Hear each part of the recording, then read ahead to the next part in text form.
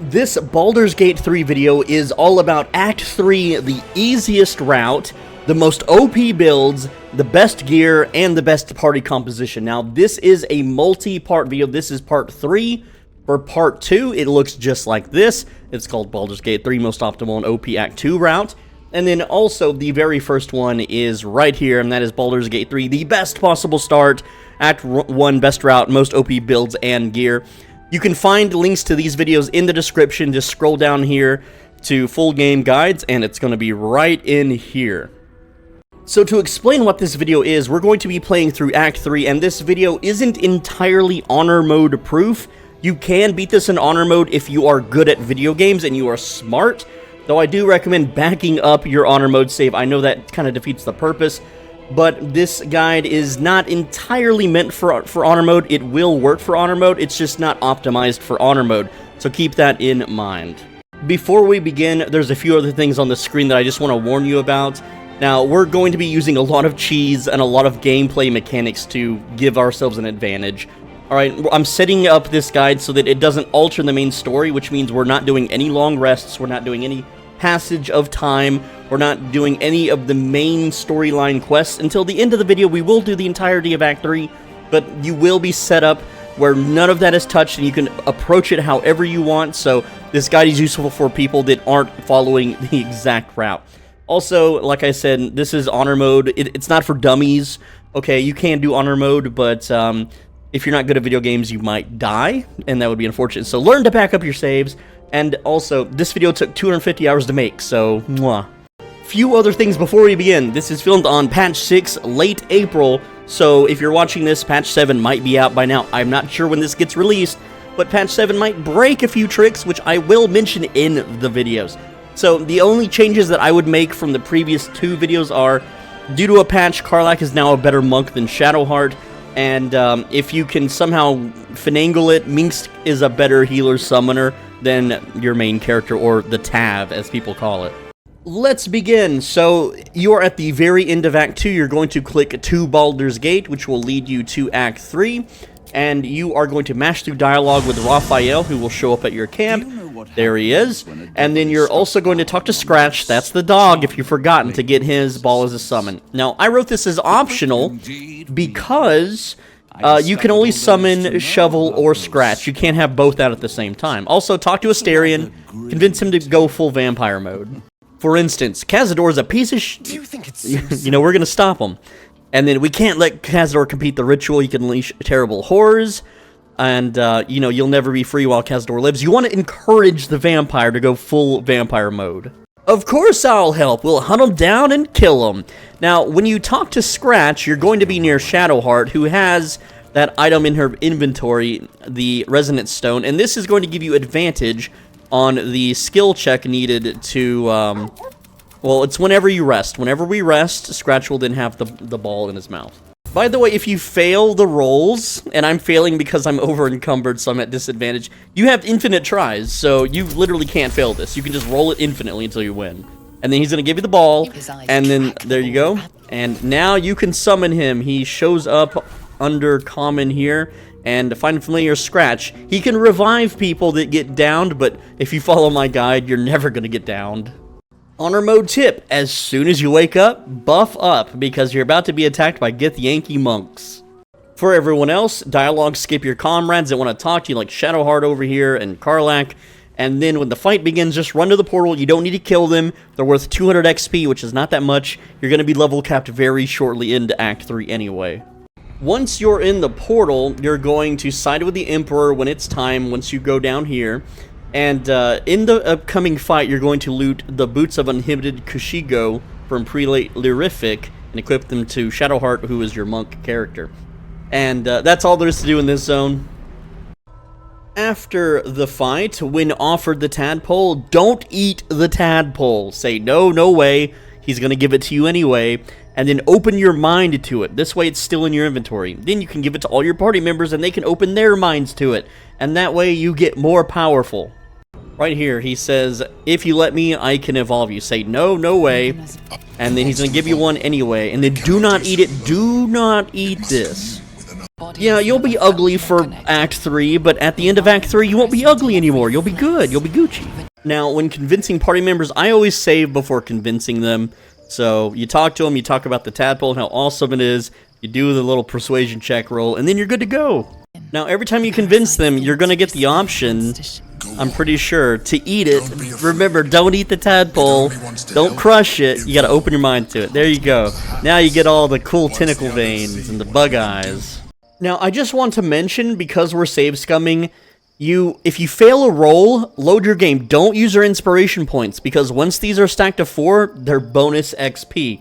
And we abuse this to be above the level of the enemies we fight. So, when you fail a roll, just load the game. And if you're on honor mode, then there's a way to save scum honor mode anyway. You'll have to look that up yourself.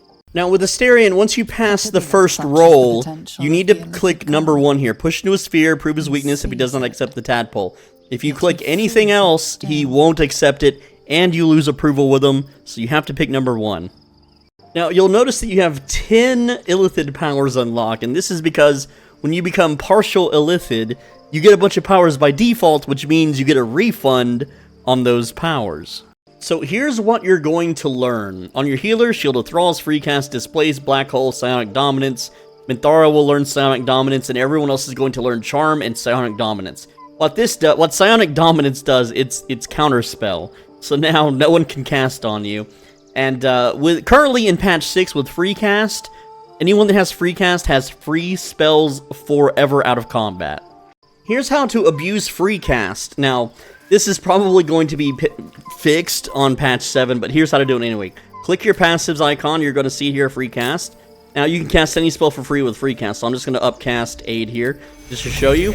And there we go, it didn't take any of my spell slots. So now, Freecast is grayed out. So all you have to do is go to your inventory, and then unequip something. So I take my boots off, my smelly feet boots, put them back on, and now Freecast is free to cast once again. So I can just cast an infinite number of buffs with this character. It's super busted. Now it's time to buff in the camp. You're going to swap out Minthara for Gale, you're going to level him up, you're going to cast Divine Intervention, Golden Generosity, then you're going to do Warding Bond, Protection from Poison, Upcast Aid, and Long Strider on everybody. Then you're going to swap Gale back out, have someone attack your main character, because he's Warding Bonded, it's going to hurt Gale. And when Gale gets hurt, for whatever reason, and this has never been patched, so I don't think this is going to be patched in 7, and if it is, well, we have items that can restore spell slots anyway.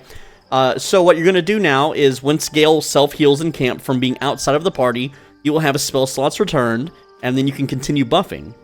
Next up, you're going to cast Freedom of Movement and Death Ward on everyone, and Death Ward on Gale in case he dies. And then you're going to give Gale Boots of Aid and Comfort, so that when he heals people, you get 3 temp HP you can stack up.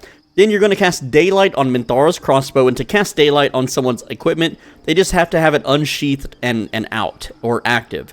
Your healer's bow, Shadowheart's bow, and Astarion's knife and bow. And you're going to need Daylight for later when you fight vampires.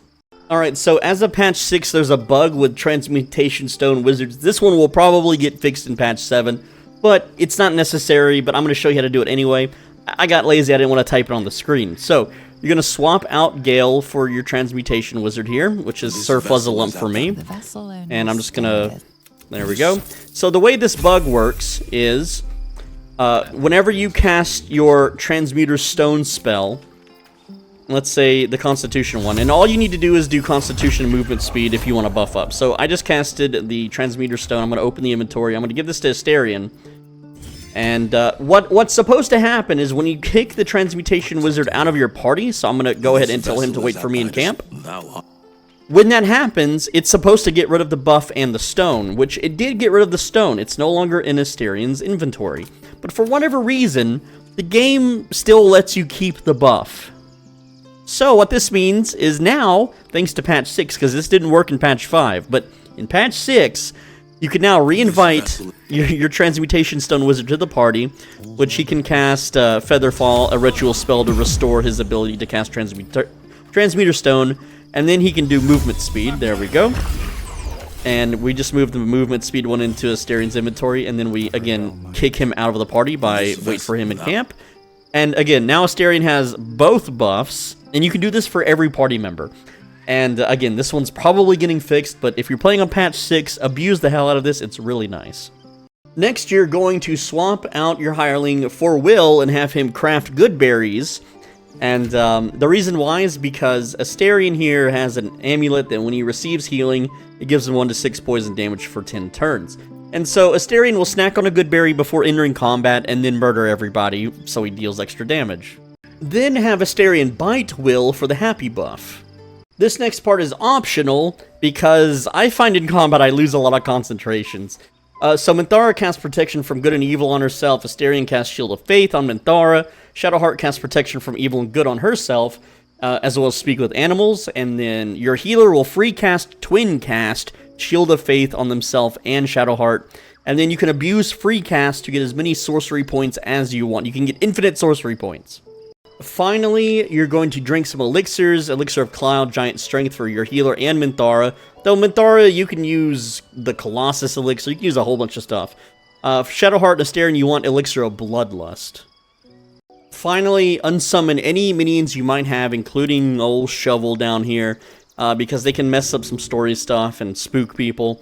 And then have your healer equip the Defender's Flail for that +1 armor class. You're not going to be using many of the other weapons for quite a bit. Once you're all done, this is what your screen should look like. This is what your character's stats should look like here. And everyone is ready to go, ready to roll out.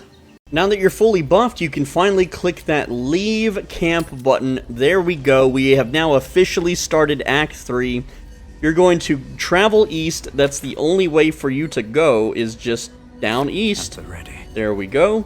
So we're going east, and you're going to talk to Yenna, and you're going to be nice to Yenna, which is just a little kid. And let's just, let's see, give him some food, or give her some food. I don't know what the gender is. And then you're going to curve around southeast with your party to X40, Y-141. So what is that? What are these numbers? Well, if you look at your mini-map right over here, and you're in Act 3, you should know what this is by now. You see where my cursor is circling around? This is a coordinates number, so this is where my camera is. You want to be right around here, X40, Y-141, whatever. And there's a barn, and inside the barn is a strange ox. And we're going to go inside, and we're going to murder the ox. So just pick your hardest hitting character. For me, that is Shadowheart, and we're just going to beat the ox to death here. There we go. And it's going to drop a Shapeshifter's Boon Ring, and I'm going to teach you how to abuse buffs with that. You don't, it's optional, but it's something that you should absolutely do. There we go. And you're going to loot right here, the Shapeshifter's Boon Ring. I'm going to give that to our healer. And also, it's very important for your healer, you're going to never use the Whispering Promise ever again. And the reason why is this can override a permanent-ish buff that you can receive. So I'm just going to equip that new ring for now to the healer. And here's how this buff works. Anytime you go into disguise, you will receive a 1 to 4 boost to all checks. And then while you're disguised, you take the ring off and you keep the buff. So that's the easiest way to do it. But anytime that you change zones, and I don't mean like going into a cellar or in someone's house, I mean going into a whole different world map, you will lose this buff and your disguise. So you don't need to buff right now, but it is something you can do for later if you want. Next up, you're going to send your party to camp. So here's how I do this part. I'm selecting my healer, and I'm going to go down here. It's right where these little tents are, that's kind of northeast to where the shed is that we're at. And there is a vendor named Ferg Draugr.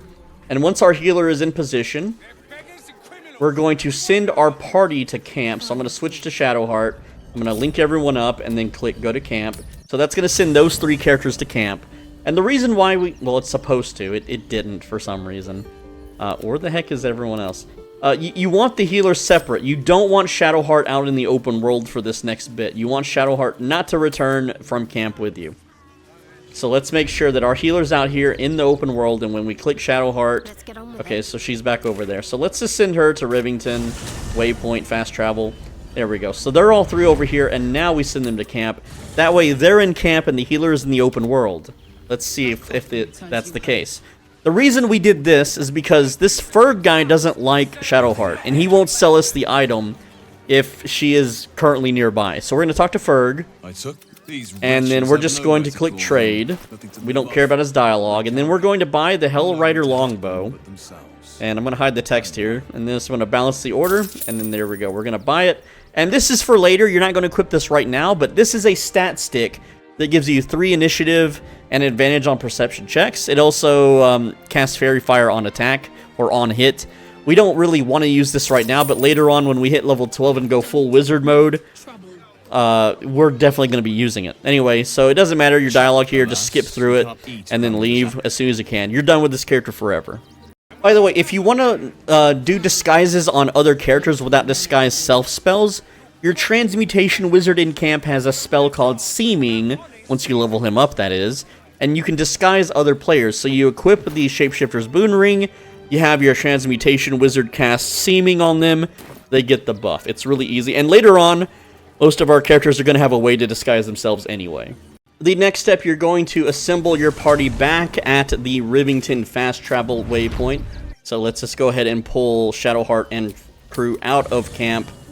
I know, we sent the healer to camp. Anyway, let's just link them up and then leave camp. It should all be at Rivington now, right here in the little fast travel area. Then you're going to go to X3Y30, and that is kind of northwest here. So we don't want to walk near this house where they're arguing. We want to walk down the road, the northwest road here. There's a circus going on. We're not going to be going to the circus, but instead we're going to go to X3Y-30, which is, it's up ahead and to the right a bit. So I'm just going to pan the camera here. And it's about right in here. So we're going to go right in this building here. And we're going to talk to an NPC called Evikyarp. Yap. And it's the dragon lady right here. There we go. So talk to her. Hi. And then show me your wares. Oh, yay! Yay! Alright, and here's what you're buying. You're buying... Hold on. Go to barter. You're buying the Swire's sled board for your healer. And hey, what the heck? The dialogue ended. Excuse me? That's rude. Oh, yay! Oh, yay. Alright, Swire's sled board and the Elven chain. Now, you're not going to be using the Elven chain for too long, but it's kind of necessary. So...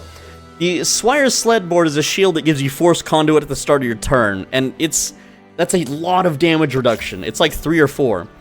And the Elven Chain is going to give Astarion, you know, it's just better than what he currently has on. It's temporary. Once you're done at the shop, you're going to take your party and you're going to continue north here, but you're not going to go too far north. You're going to stop... or there's this little kind of split in the road. There's like a dirt path that leads down with a stairway to the west, and some stuff here on the east. So we're going to park our party right about here. We don't want to initiate dialogue. I'm going to make a little safety save. And then Astarion's going to go on a little solo adventure by himself, and he's going to travel down west for just a little while. And just continue west, kind of curving north here. Continuing west, just keep going. Now, when you get to the steam clouds, there's a bunch of traps in here. I failed the perception check, but I just want to let you know that now that everyone's partial illithid, you can all fly. So you can just fly over traps now. You can just fly over everything. It's fine. There you go. Pretty easy stuff, right? Also, because we parked our party at that crossroads, this is an actual real dying thug. Normally, it would be Orin. But you can just kill him. It doesn't matter, right? We're just gonna shoot him. There we go. And you know, that's 200 XP. It's free XP. You might as well do it. Continuing along, we're going west, and look at all these traps. We're just gonna again fly over them. Who cares? Because if you fly over them, well, I guess they trigger now, but it's not that important. It just stings a little bit, okay? But I've never had that happen. Only when I'm recording. So now we're continuing northwest here. We're going to enter sneak mode, and for whatever reason you can fly while sneaking. We're going to fly across here to these docks, and then we're going to fly up here to the boat. There we go. And in storage, there's some parasites. We're going to go ahead and yoink those. There we go. Now, just southwest here, where all these people are, we're still in sneak mode, by the way. We're going to go ahead and just kind of fly over this way. And what you're going to do is, I'm going to make a safety save. And we're going to drag this barrel with this bottle on it outside of their cone, their vision cone, just like that. And then we're going to yoink the Mind Flayer parasite specimen on top.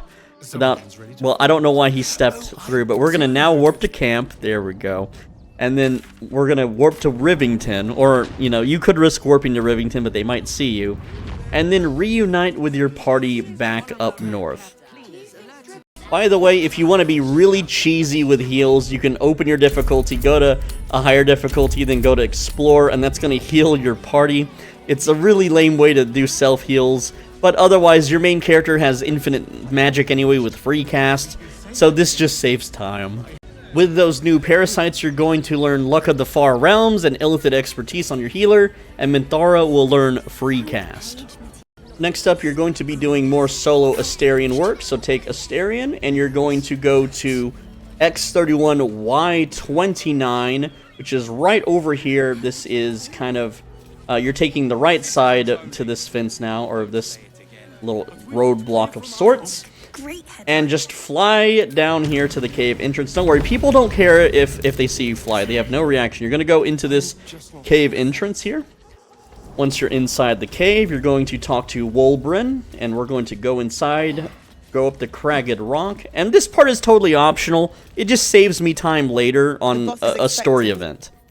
So we're just going to walk into the cave here, and Wolbrin is all the way at the back staring at the campfire, the cooking pot, and we're going to be on his side, and we're going to agree to bomb a factory. There we go. So I'm going to say I'm with you. There we go. And then we're here to help. How do we stop them? What's the plan? Get the bomb inside the Gondian facility. And then you can use your rogue, sneak in, place the bomb, sneak out, bang. Seems simple enough. And it's exactly how we're going to do it. And there we go. Now, what that did was that gave us this rune powder bomb. Now, this thing's pretty heavy. So we're going to actually transfer this to our healer, who can carry a lot more weight than Astarion.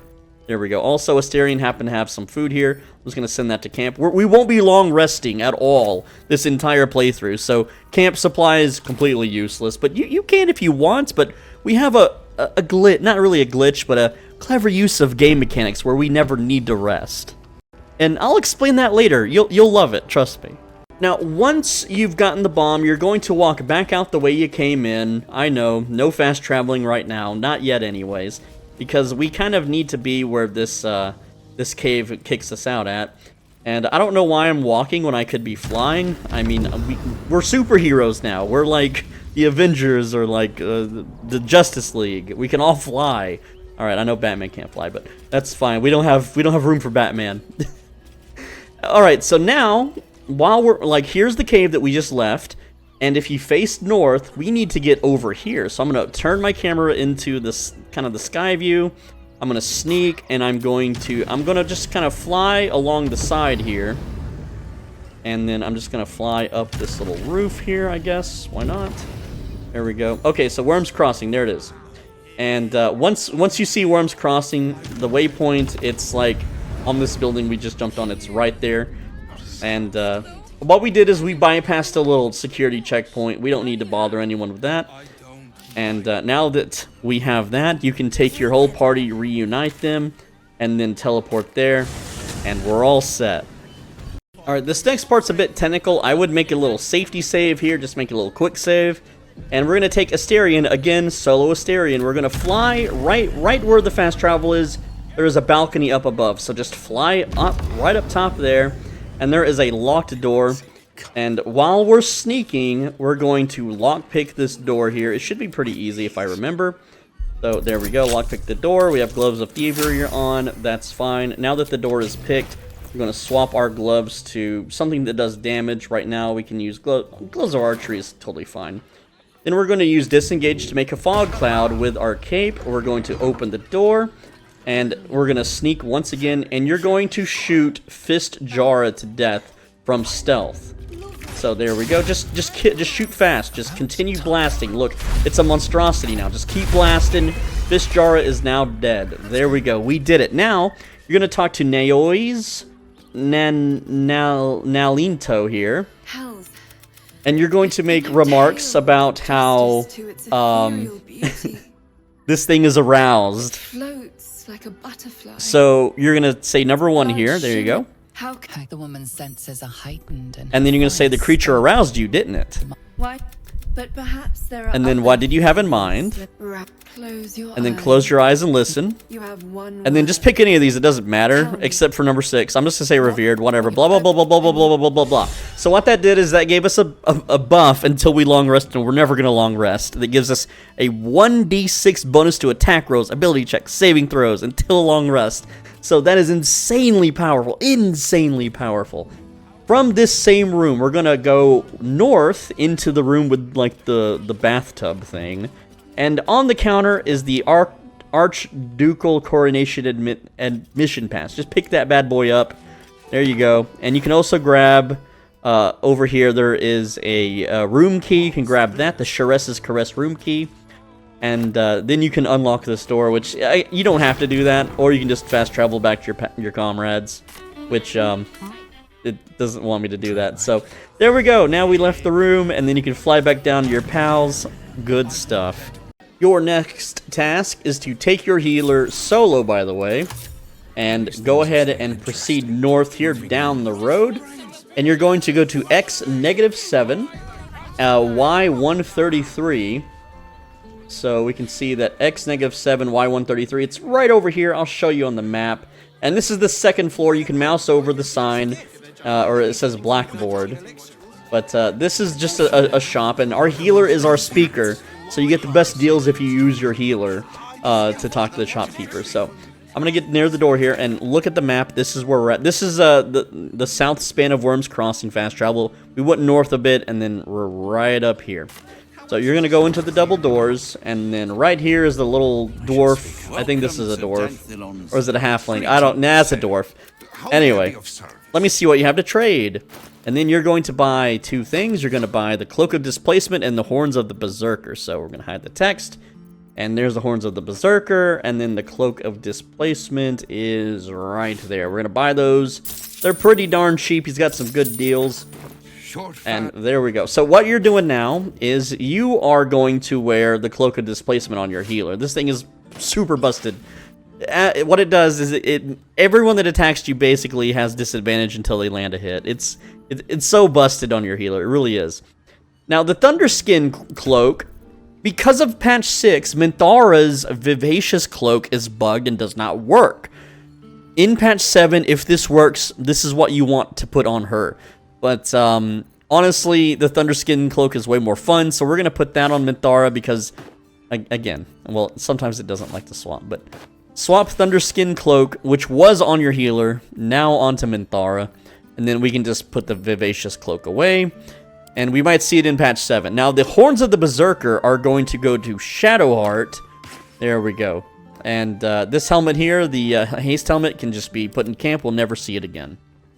What does the Horns of the Berserker do? Well, it's more damage. It gives you +2 bonus to attack rolls on things that have already taken damage. It just allows you to land your hits easier.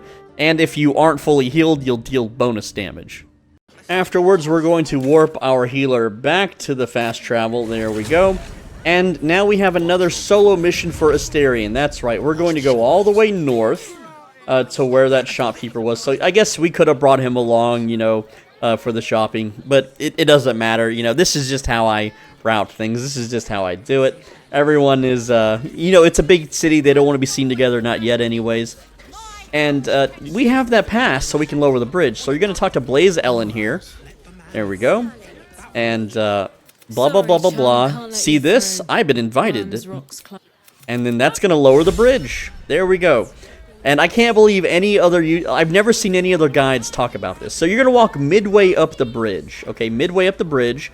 You're going to turn your camera to overhead mode and zoom out. And then kind of angle your camera a bit so you can see the top part here. And you're going to fly to that top part. There we go. And there's no guards up here or anything. But you're really not supposed to be up here. We're going to walk towards this double doors. And I like to make a safety save because things can go bad here. Anyway. So now you're going to chug an invisibility potion. There we go. Change that camera overhead once again and fly to the top. Alright. Being able to fly is so nice. Now you're going to enter this doorway right here. And don't step on the traps. So there we go. Don't enter this door. That pops your invis. This one's unlocked. So we're just going to open that door. There we go. And we're going to proceed west all the way to the back here. There we are. And we're going to go all the way to the northwest corner where there is a chest, a little gilded chest there. We're just going to walk past everybody. We have 5 turns left of invis. We're going to stealth. We're going to lockpick. I'm going to swap my gloves. That's the wrong gloves to gloves of thievery. There we go. Lockpick. And this is going to pop our invis, by the way. But hey, look at that. We got exactly 25. Now, do not, under any circumstances, loot the Hell Dusk boots. Never loot these. Don't loot the book. Only loot the parasite specimen. If you loot the boots, the entire place becomes hostile and it messes up the story. Once that's done, you're going to fast travel back to South Span. There we go. And we're all set for the next part, which I'm just going to do it in one take. I don't need to worry. Continue north again with Astarion, and also on Astarion, open your Illithid powers, and you're going to learn Ability Drain. So what this does is when you attack a creature, it lowers their ability score by 1. All your party members will have this eventually. Alright, so what you're going to do now is you're going to get back to the bridge where you once were. About midway is fine. You're going to chug another invis potion. There we go. And you're going to proceed north through the fortress here. You're going to open the very first door to your left or to the west. So we're going to open that door. And we're going to walk in just a bit. And there's a fast travel here. We're not going to take it. Or we're just going to get it for now. We're just going to pick that up for now. And then we're going to continue north through the fortress. Out the doors. Over across the bridge.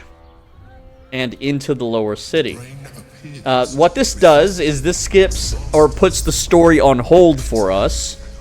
And it also puts Will's story on hold, so we're not approaching or being talked to by Mizora or Raphael or anybody. And so we're going straight to Lower City. This will teleport the party with us. There we go. As soon as you load into the Lower City, unite your party and then go north just a bit, and you're going to get the Basilisk Gate waypoint. Then you're going to proceed west and slightly north to this very first building right here. And you can hover your mouse, or I thought you could hover your mouse over a sign. There's no sign on this building, but it's this very first building. Like here's the fast travel. Right here to the left is this building. This is the Storm Shore Tabernacle. Tabernacle? I don't know how to say that word. Someone correct me in the comments, please, and make a little safety save. And there's a little bit to do here, but we're gonna cheese it a bit. Now, if you're like me and you store your gold mostly in your camp, go to camp and get 5,000 gold. So I'm going to camp, I'm going to open inventory here, and this character has 58,000 gold on her, so I'm going to split that to 5,000, because we're going to need this for the next little step here. And it doesn't, technically it's not 5,000, but technically it kind of is. So we're just going with 5,000. We're going to get this back, don't worry, for the most part. And then we're going to leave camp here. Now what you're going to do is you're going to take good old Astarion here. He's a real weight puller. And in the southwest corner of the room is a ornate wooden hatch. You're going to stand right next to it, kissing distance. Mwah. And you're going to cast Disengage. You're then going to stealth, lockpick the hatch. And then, it's an easy thing to lockpick. You're going to separate the party so only he goes downstairs into the hatch. And there's a bunch of traps here. You're going to then pan the camera east and fly over the traps to the doorway. There we go. Go ahead and open the door here, and then you're just going to fly into one of the corners of the room here. And that's all we're doing with Astarion for now. We're going to switch back to our healer, and right next to the hatch is a statue. So here's the hatch. On the western wall is the statue of Selune. Selune, I don't know how to pronounce it, but we're going to talk to the statue, and we're going to make an offering. And then that offering is the 5,000 gold. So there we go. So confirm. And then close this menu. You've offered proves your faith and devotion. So we've proved our faith and devotion. Now we're going to beseech a blessing from the deity. There we go. Bent the knee. Got the buff. Here's what the buff does. +2 bonus to all saving throws. Yeah, that's what it does.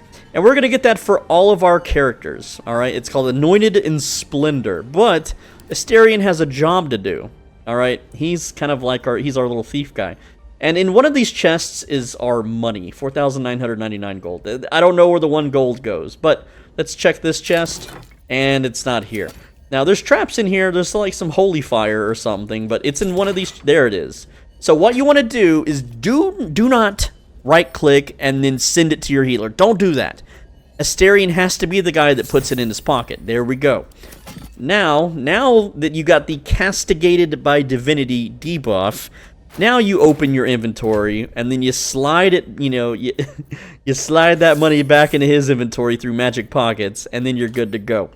All right, and now you're going to repeat for the other characters. So we're going to go to Shadowheart, and now, at level 12, it's 5,000 gold. If you're not level 12, it's not 5,000 gold. So we can have Shadowheart talk to the statue, Feel the chill do the same thing, make an offering. And 4,999 is more than enough. There we go. The amount you've offered It proves your faith, and then beseech it, and then leave. And again, do this for Minthara as well.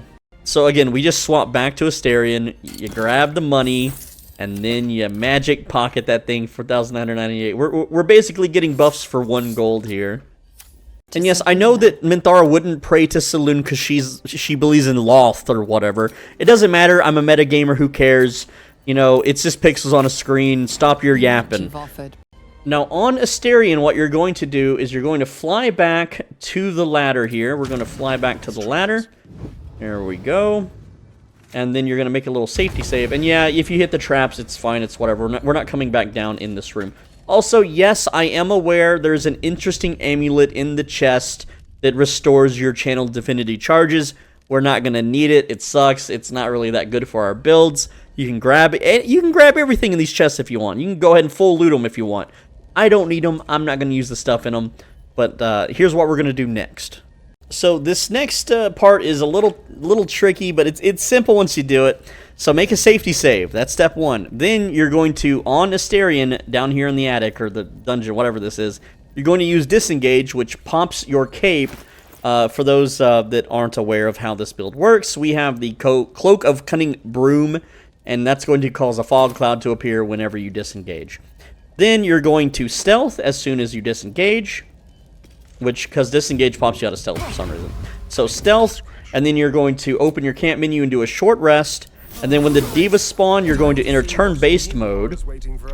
And there's 2 angels here that spawn. They're kind of stacked on top of each other. That's kind of funny. Now you're going to take Shadowheart and Minthara downstairs and kick their butts and kill them. That's right, you're killing angels. I know it's mean, but go ahead and kill them. Now this is technically an infinite XP kind of thing because you can use Cleanse Curse on that debuff that Astarion got and spawn infinite divas and kill them and get to level 12 now. But that would be a waste of time. They give 200 XP each. Here's what you're gonna do. You're gonna swap to your well, technically we would swap to Shadowheart. It doesn't really matter who, but you're gonna pick up the body. So right click a diva and pick it up. Pick up the diva's body. Walk over somewhere else, and we're gonna open our inventory, and then we're gonna search in the item search bar diva, D-E-V-A, and then we're gonna see diva mace. And once you click that, you'll have a little purple inventory here with a diva mace.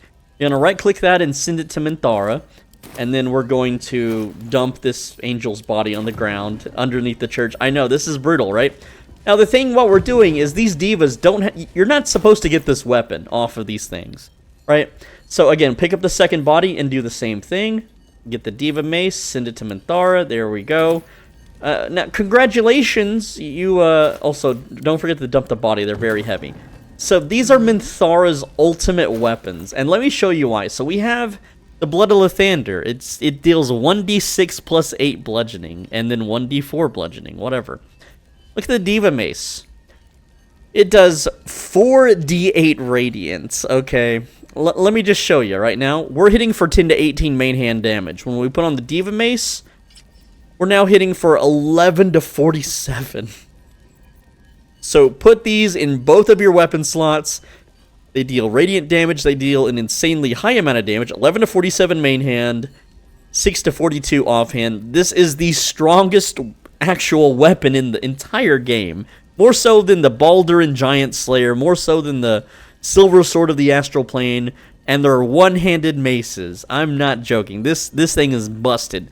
Minthara just became your one-shot character. If you want to knock someone out or, you know, start combat, you have her run up, have her swing both of these in their face. She gets bonus actions. It's freaking over. I'm going to tell you right now that I played Act 3 like for 250 hours to make this guide, and not once did I ever need to action surge once with Minthara. I never used this, but it's there if you want it. So she can really smash into enemies. And let me just show you an example. You hit the enemy, you hit him with your offhand, you hit him with your main hand bonus attack. You get bloodlusted, you hit them twice again with your main hand, you get hasted, that's 2 more hits again with your main hand, then you action surge, that's 2 more hits, it's the enemy's turn, they hit you, you riposte them, they're dead, they're super dead, they're so dead. Alright, so now send everyone back upstairs, and now that Astarion does not have that debuff anymore, the church is totally cool with him, right? So now it's Astarion's turn to donate to the statue and get the buff. And this gold you're not getting back, okay? So you're going to make the offering, and I didn't put it in the main character's inventory, so I got to scroll down now. Ugh. Anyway, we're just gonna donate all that money. It's fine. We're about to go make 10K anyway. It's totally fine. We're gonna get the money back, but not from here. Then beseech the blessing. Now everyone's buffed. We have some ultimate weapons. We're good. Good start. Next up, we're going to go to X -52, Y -55, and that should be a little bit around here, a little bit southwest, just a bit. Just take your party and just walk along the roads, and then it's going to curve around. You'll be fine. You'll figure it out. And that is the Lower City Central Wall Fast Travel, which, here's what the path looks like. Stormshore Tabernacle, we went west. I guess it was just west. I was way off. But now that we're here at the Lower City Central Wall, you're going to solo with Astarion, and you're going to travel west up this little rocky step here to X -38, Y -13, which is right here. You're going to see like some skulls, a plaque, and then you're going to alter your camera, and you're going to fly on top of the balcony here. There we go. Then you're going to fly to this door here, which should be locked. And again, from stealth, you're just going to lockpick the door open. Let's go ahead and get that menu open. There it is. Easy door to pick. Difficulty 10, we rolled a 40, and we are in. Now it's time to collect some items. You can pause the video and look at all the stuff we gotta get, but we're just gonna do it together here. And I'm gonna hide the text so you can see the gameplay footage. So the first thing is the southeast of the room. That would be this way. There is a chest, and we don't need to stealth anymore. There is a gilded chest. Ooh, summoning circle, dude. Anyway, we're gonna pick this chest, open that bad boy up, and in it is a diamond. We'll loot the diamond, and then in the north part of the room, which is right over here, there's another locked chest. Gonna go ahead and lockpick that. And inside this is the infernal marble. Here we go. Pop that bad boy open, get the infernal marble. Alright, alright. And then west from this north chest, so if we go west right from here, there is a casket next to this bookshelf. So it's right next to this bookshelf. Also, you can loot the books. Any good spells? Nope. Okay. Inside the casket is a skull. We're going to pick that up. And then in the north room, which is right over here, there is a gilded chest to the left of the bed, which is right here on the dresser. To the left of the bed, gilded chest. What's that? Go ahead and lockpick that. There we go. No fails. Very good, very good. Inside is the Coin of Mammon. There's also a Mask of Soul Perception. We don't use this on our builds. I'm going to send this to camp in case you want to sell it. Whatever.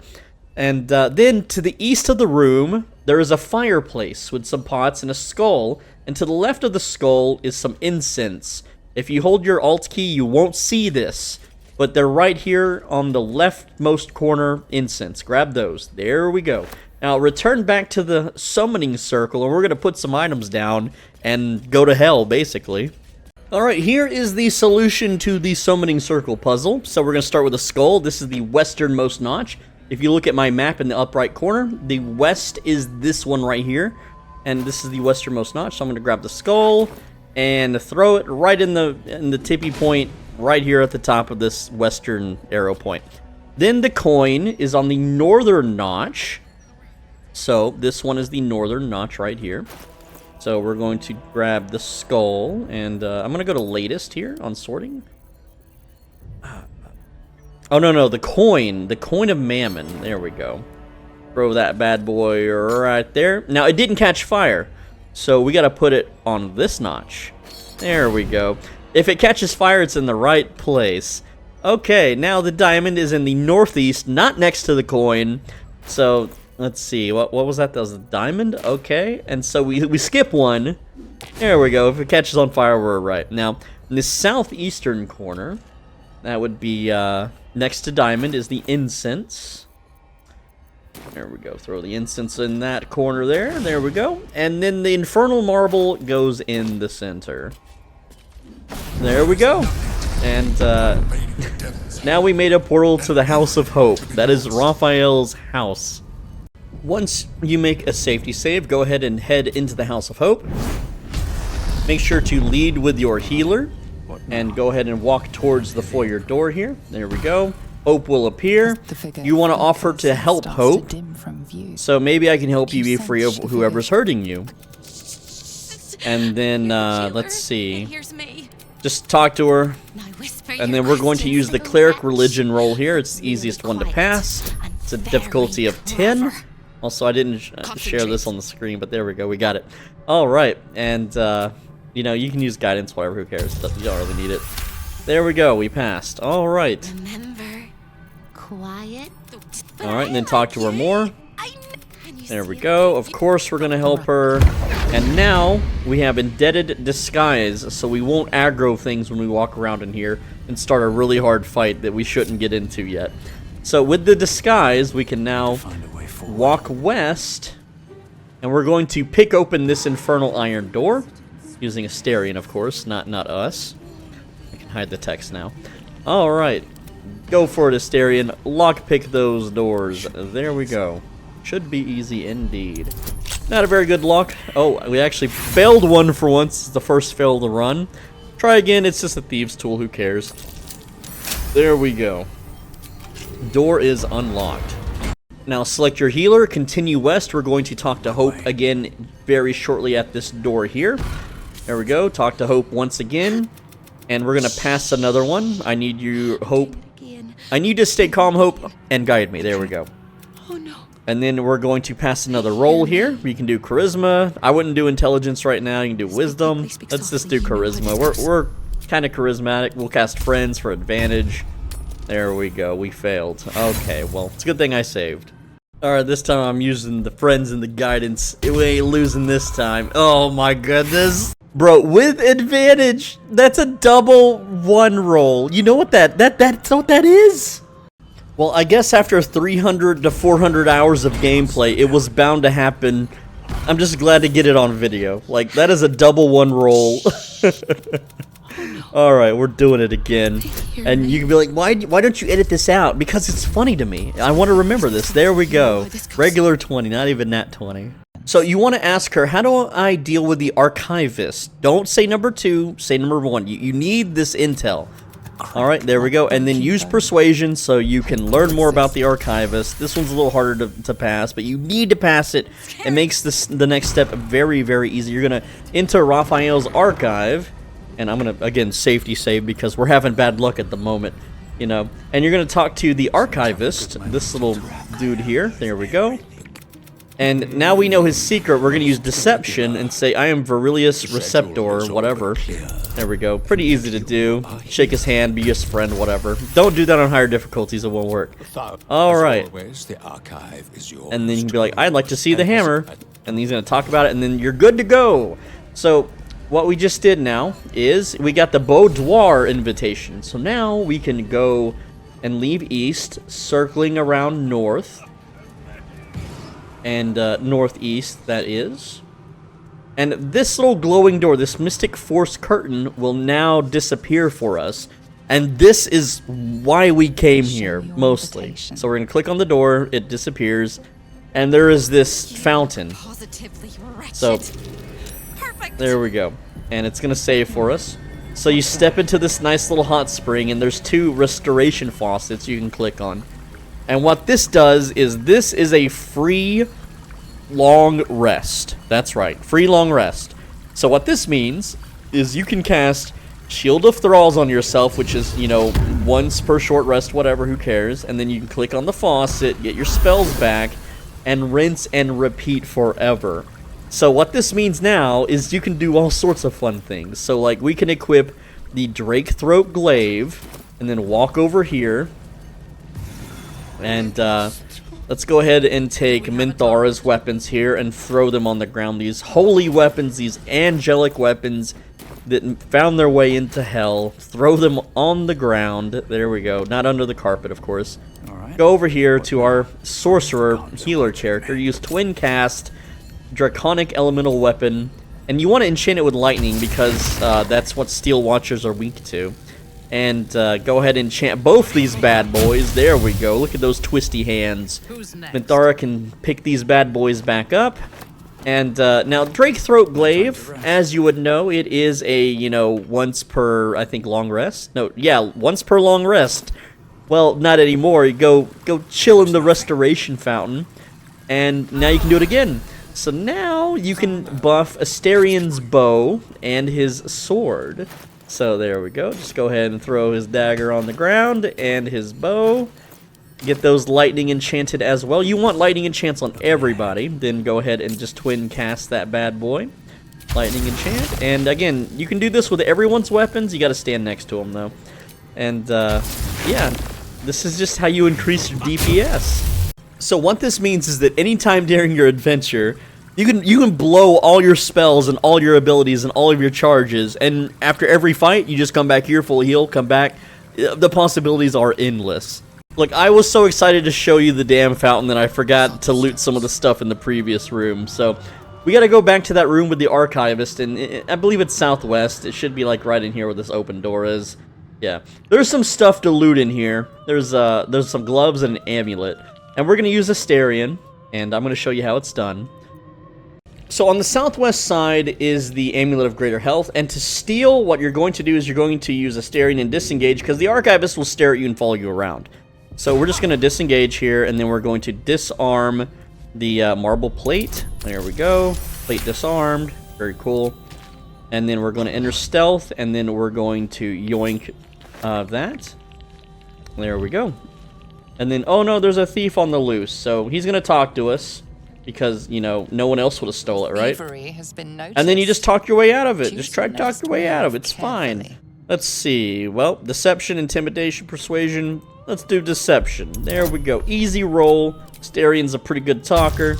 And just feel free to save scum You've been this. given There you go. Now, the alternative is to have another character talk to the archivist and lock him in a dialogue. Now, in the northwest corner, you're going to do the same thing with the Gauntlets of Hill Giant Strength. And of course I'm going to do a safety save, but just do the same process. Now, you're going to equip the amulet to your healer. You're going to give the Amulet of the Harpers to Shadowheart for now. She's going to keep the Sentient Amulet as a kind of a recharge, but you're going to put on the healer the Amulet of Greater Health. And this thing gives you a ton of health. We go from 180 HP on easy difficulty to 240. Huge jump.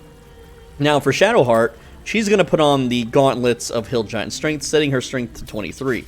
And, yeah, super powerful stuff. We're going to respec these characters in just a bit. But, you know, now that we put on that amulet, we're going to go ahead and use the fountain. And the next step is we're going to kill a demon in the corner here. So we're going to do a safety save. We're going to take Astarion. Good old Astarion. And with that new armor that we have, this is way easier to do. We're going to enter stealth mode outside of this, this demon's sight cone. And we're going to pop disengage, stealth inside of it, and then we're just going to shoot him to death. And again, we're just going to keep popping him here. He's going to get up, and we're never going to let him talk to us. He's never going to initiate dialogue. We're just going to straight up kill him. There we go. So he's dead. Then you're going to go loot him, and he has the Hell Dust Gloves. And he's also got the key from Raphael's safe, so we'll pick the both. Don't touch his underwear, gross. But you're gonna put on those gloves, and they are your best in slot for Astarion here. These things deal 1d6 fire damage, and when you crit, it's 2d6 fire damage. You also have a +1 to your spell attack roll spell save. You have a strength saving throws +1. These things are absolutely amazing. Now you're going to proceed to the western part of the wall, and you're going to disarm the painting. Or, it doesn't matter, you don't have to disarm this. If you get hurt by the trap, you go to the fountain and heal. It's like super redundant, right? Anyway, then you're going to push the button, which opens the safe. You have the key. And then you're going to read Raphael's note. There we go. Now you have the passcode to the hammer of the Orphic hammer. The whole point you came down here. But we're not going to touch that hammer. Also, there's some soul coins if you have Karlach or whatever. Unfortunately, I did not, make the guide for Karlach. I made it for Shadowheart. That was back before Karlach's passive worked the way it does now. But anyway, we're pretty good here right now. But yeah, feel free to buff up your comrades as much as you want. I'm just going to Shield of Thralls everybody right quick. And, it's going to take some time. And then leave the House of Hope. We're not doing anything else in here. Just go ahead and leave. And I'll see you outside. If you're wondering how to leave, you simply just go kind of southeast. And once you get to the end, you can't go southeast anymore. You'll go through these infernal iron doors, which is the big mess hall that you were introduced to at the start of the game when Raphael kind of kidnaps you and puts you down here. And then from the mess hall or the little dining room area, you simply just go south and then you leave. There you go. You just click on this portal, go to the Devil's Fee, that's the shop where we broke into, and now we're out, and then you're going to fast travel back to the Lower City Central Wall, and we're going to make a few purchases with our healer. We're going to go kind of east here, and this is the Sorcerer Sundries. We're going to go right up to the counter, we're going to buy a few things. Not worth it. Now, our party members don't like the prices, but you're going to talk to Loraken's Projection here. And this is just an AI trade bot. It's the future of retail. Go to trade. There we go. And you're going to buy Birthright for the +2 charisma. And you're going to buy the Vest of Soul Rejuvenation and the Ring of Regeneration. There we go. Balance that, 1,612. Huh. Okay, well, I don't have enough money, so I gotta go to camp. There we go. Now we have the money. Alright. And what you're going to do is you're going to equip the Ring of Regeneration on your healer. So your healer should be wearing the Ring of Regeneration and the Ring of Salving.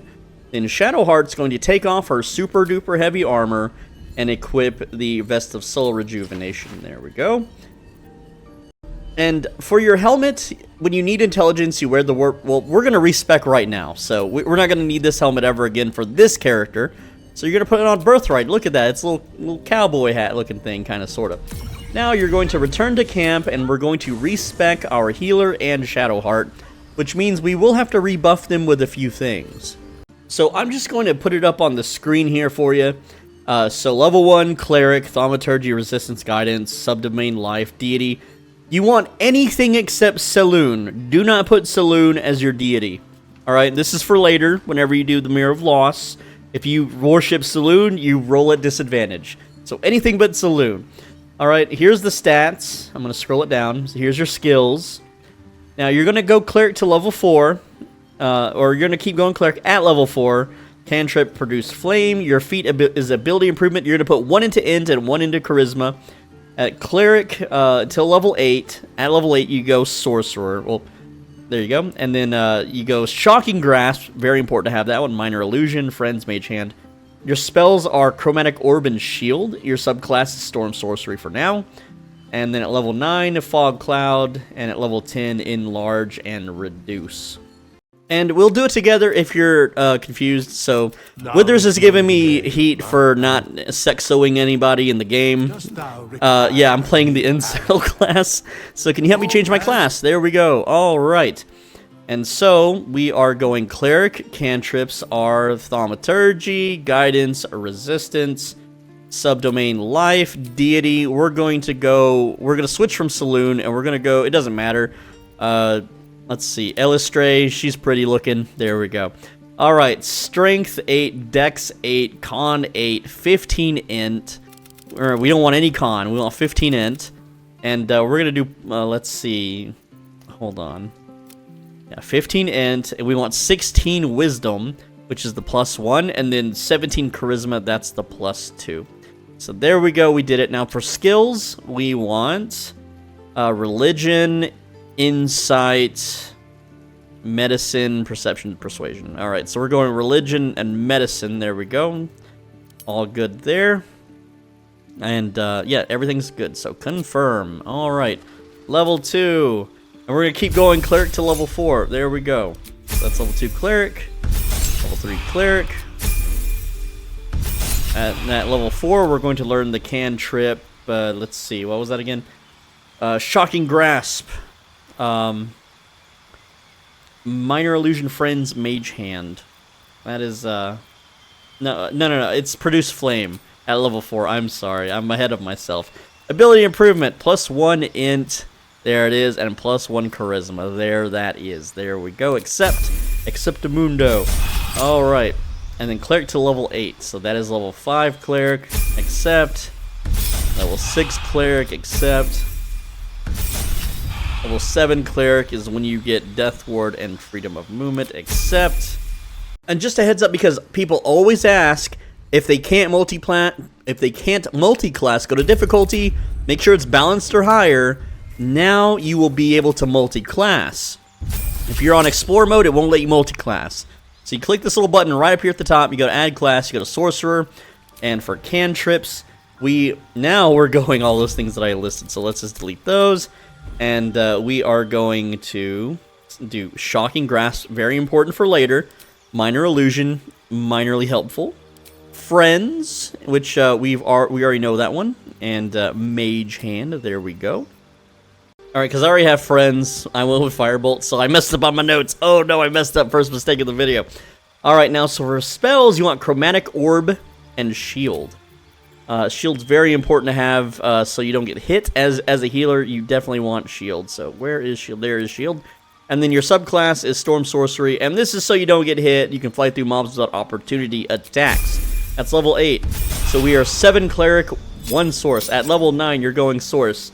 And you're going to learn Fog Cloud as your spell. Meta Magic, you are going, what is it? Twinned Cast and Extended Spell. There we go. And then at level 10, we're going to learn the spell Enlarge Reduce, which is, what is the icon? There it is.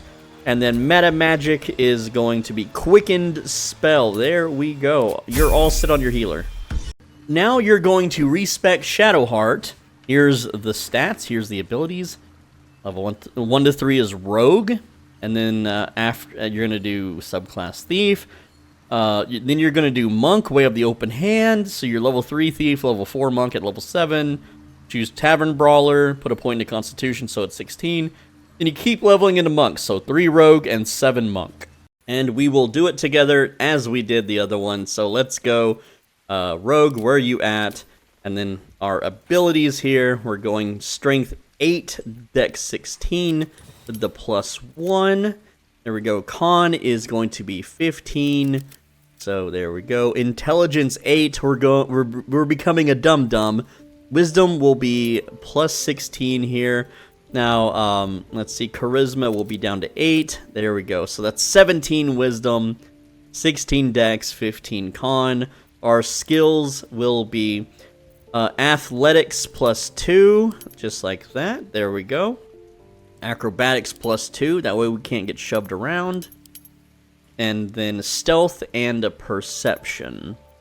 Because, let's see, Perception, there it is. There we go. Alright, so it should look exactly like this.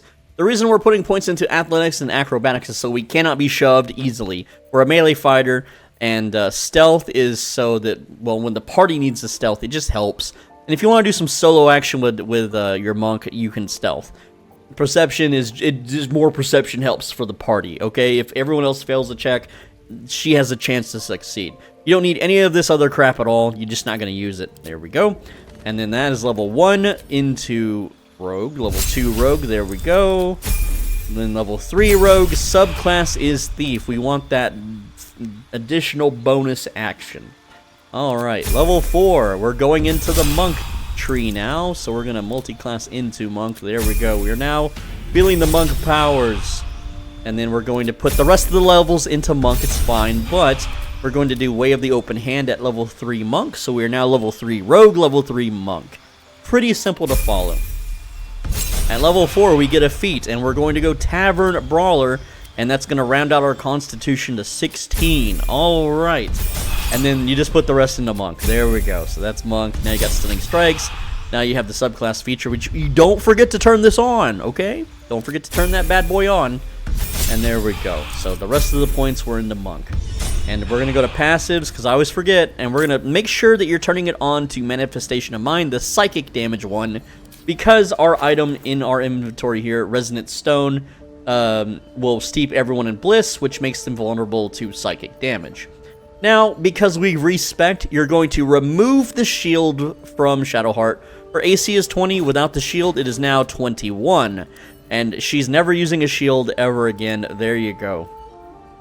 You're going to need to rebuff the following: Aid, Freedom of Movement, Protection from Poison, Long Strider, and the Transmutation Stones on your healer in Shadowheart. These are lost when you respec. I don't know why, but they're lost, so just redo them. Now your goal is to go to X minus 252, Y minus 116. This is going to be west and a little bit south. So this is where you should be at. I'm going to show you on the map here.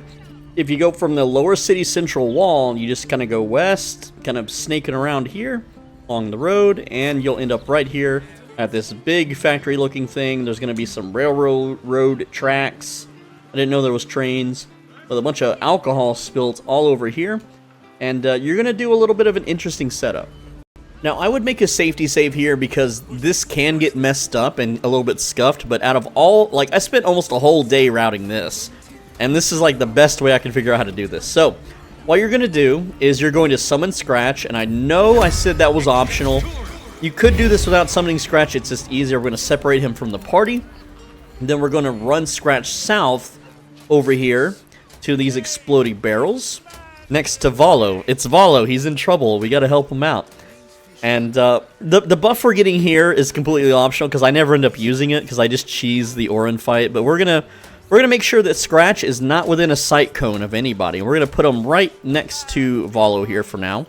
But we want to make sure that he's not being seen by anybody. And then we're gonna put him in stealth, so he's now a stealth doggo. Now what we're gonna do also is we're gonna take our healer, and I'm just gonna separate the healer from the rest of the party and just walk, or fly rather, into the middle of the crowd here, because this is going to start a dialogue. So we're going to fly, and then when we land, we should be in a dialogue. I'm going to go to character select and switch to my other 3 characters who are now freely able to move around. Alright, now if we do anything to these guys, it'll put us all in combat and start the encounter. We don't want to do that just yet. But right now they're frozen in time. We can position all of our characters where we want. Now, Astarion can also solo this, and he can be a stealth archer on top of this big-ass building. But you don't really need to do that. These enemies are pretty easy, especially since we're buffed. So now that we have everything set up, I'm going to save, because this is where the action begins. This is where the mess-up can happen. With Scratch, we're going to use the help command on Volo. That's going to untie him, and hopefully Volo just walks to the docks. Okay, so that put him in combat, and now... So that's screwed up, right? So that's bad. So you want Volo to dismount over here and then walk around this way to the docks. That's the best outcome, but we can still salvage this if you want to, but I want to show you the good outcome. Alright, so this time Volo was not put into combat, except he was when he stepped on the fire for whatever reason. Okay, there he goes. So everyone else is in combat. Volo is over here. He's self-healed. He only has 12 HP. He's level 3. He's going to walk over to the docks, and he is completely safe. He is chilling. We're good. We can now unsummon Scratch, and everyone else here can just start beating some ass. Just kill all the red guys. And there we go. We have saved the day. What's going to happen is this fire is slowly burning this rail cart's HP. And then when the rail cart dies, the barrels will be lowered onto the fire, and they will explode. There we go. And, but Volo's safe over here, so we're all good. So what you do now is, you talk to Volo. Oh, by the way, after the fight, Churg Elvek over here has a parasite, so grab that real quick. There we go. And then we're gonna talk to Volo, and he's gonna go to our camp as a permanent vendor now. But he's just appreciative. He was done for, blah blah blah. So he's gonna go to camp. We're gonna go to camp, and we're gonna get a book from him. That's right. Where is Volo? He's usually down somewhere. There he is. Alright, talk to Volo. Volo? Perhaps And you can pick whatever. as to why the mob. He's gonna correct us if we're wrong, and then say, I'll do it. It will serve you well. A study of the And there we go. So he gave us a book regarding the Slayers. So we're gonna read the book. And the cool thing is once you read it on one character, apparently all the characters have read it. And what that does is it gives you won't be feared from Slayer creatures anymore. It's down in here somewhere. It's like Slayer knowledge. You have advantage on saving throws against being frightened by Bale spawn Slayers. Now we're never gonna fight a Bale spawn Slayer in my playthrough. It's just cool to have another permanent buff. Oh, and with that parasite, we're gonna go to Shadowheart now and throw that in her little Shadowhearty brain and give her ability drain. There we go. Burrow in, big boy. Time to leave camp, and we need to make sure that we get the fast travel down here because we're going to use this one a lot, and it's right here. So this is where the fight happened, and then just east is the fast travel, the Grey Harbor Docks fast travel. Next up, you're going to go to X-98, Y-154. It's located about here-ish. I think it's easier to get there from the lower city central wall, so I'm going to fast travel there. And then I'm going to go south and just kind of walk through this gate, and I'll see you there. Once you are here, this is called the Counting House. It's a green building kind of in the middle here. So here's the lower city central wall, and then just south, a little bit west, and we're here. So what you're going to do now is we're going to go inside the Counting House. This is just basically a bank. And once we're inside, wouldn't you know it, we're going to take Astarion on a solo mission. You're going to go west, all the way to the end of the area here, southwest rather, and you're going to go up the stairs. Keep life interesting. Pretty simple stuff. Go up the stairs, and this is a restricted area, but this door is not locked. We're going to stealth open the door. There we go. We're going to, now the guard's sight cones are just facing forward. And then we're gonna lockpick this door here. There we go. Just go ahead and lockpick the door. Alright, good stuff. And we are still in stealth. We're gonna go ahead and open the door. Alright, and then inside there is a bank pass. We're gonna go ahead and yoink that bank pass. There we go. And then we're just gonna leave. See you later. I like to shut the door for roleplay reasons. You know, like I was never in there. And then go ahead and shut that door. And now we can rejoin the party down below. Quick step. Go ahead and walk downstairs. Rejoin the party while they're waiting. Very good, very good. Alright. Party join. And then we're going to walk through the main southern gate here. The guards are going to stop us. And we're like, Count holders only from here. and you're going to say, here it is. Right. Alright, and then we are in. We are in the bank vaults. Oh boy, the easiest way to do this. I can't believe no other YouTuber has made a video showing this. I don't know why they go all the roundabout ways. Go ahead and go west through the double doors, curving around. We have more guards that are going to check our bank pass.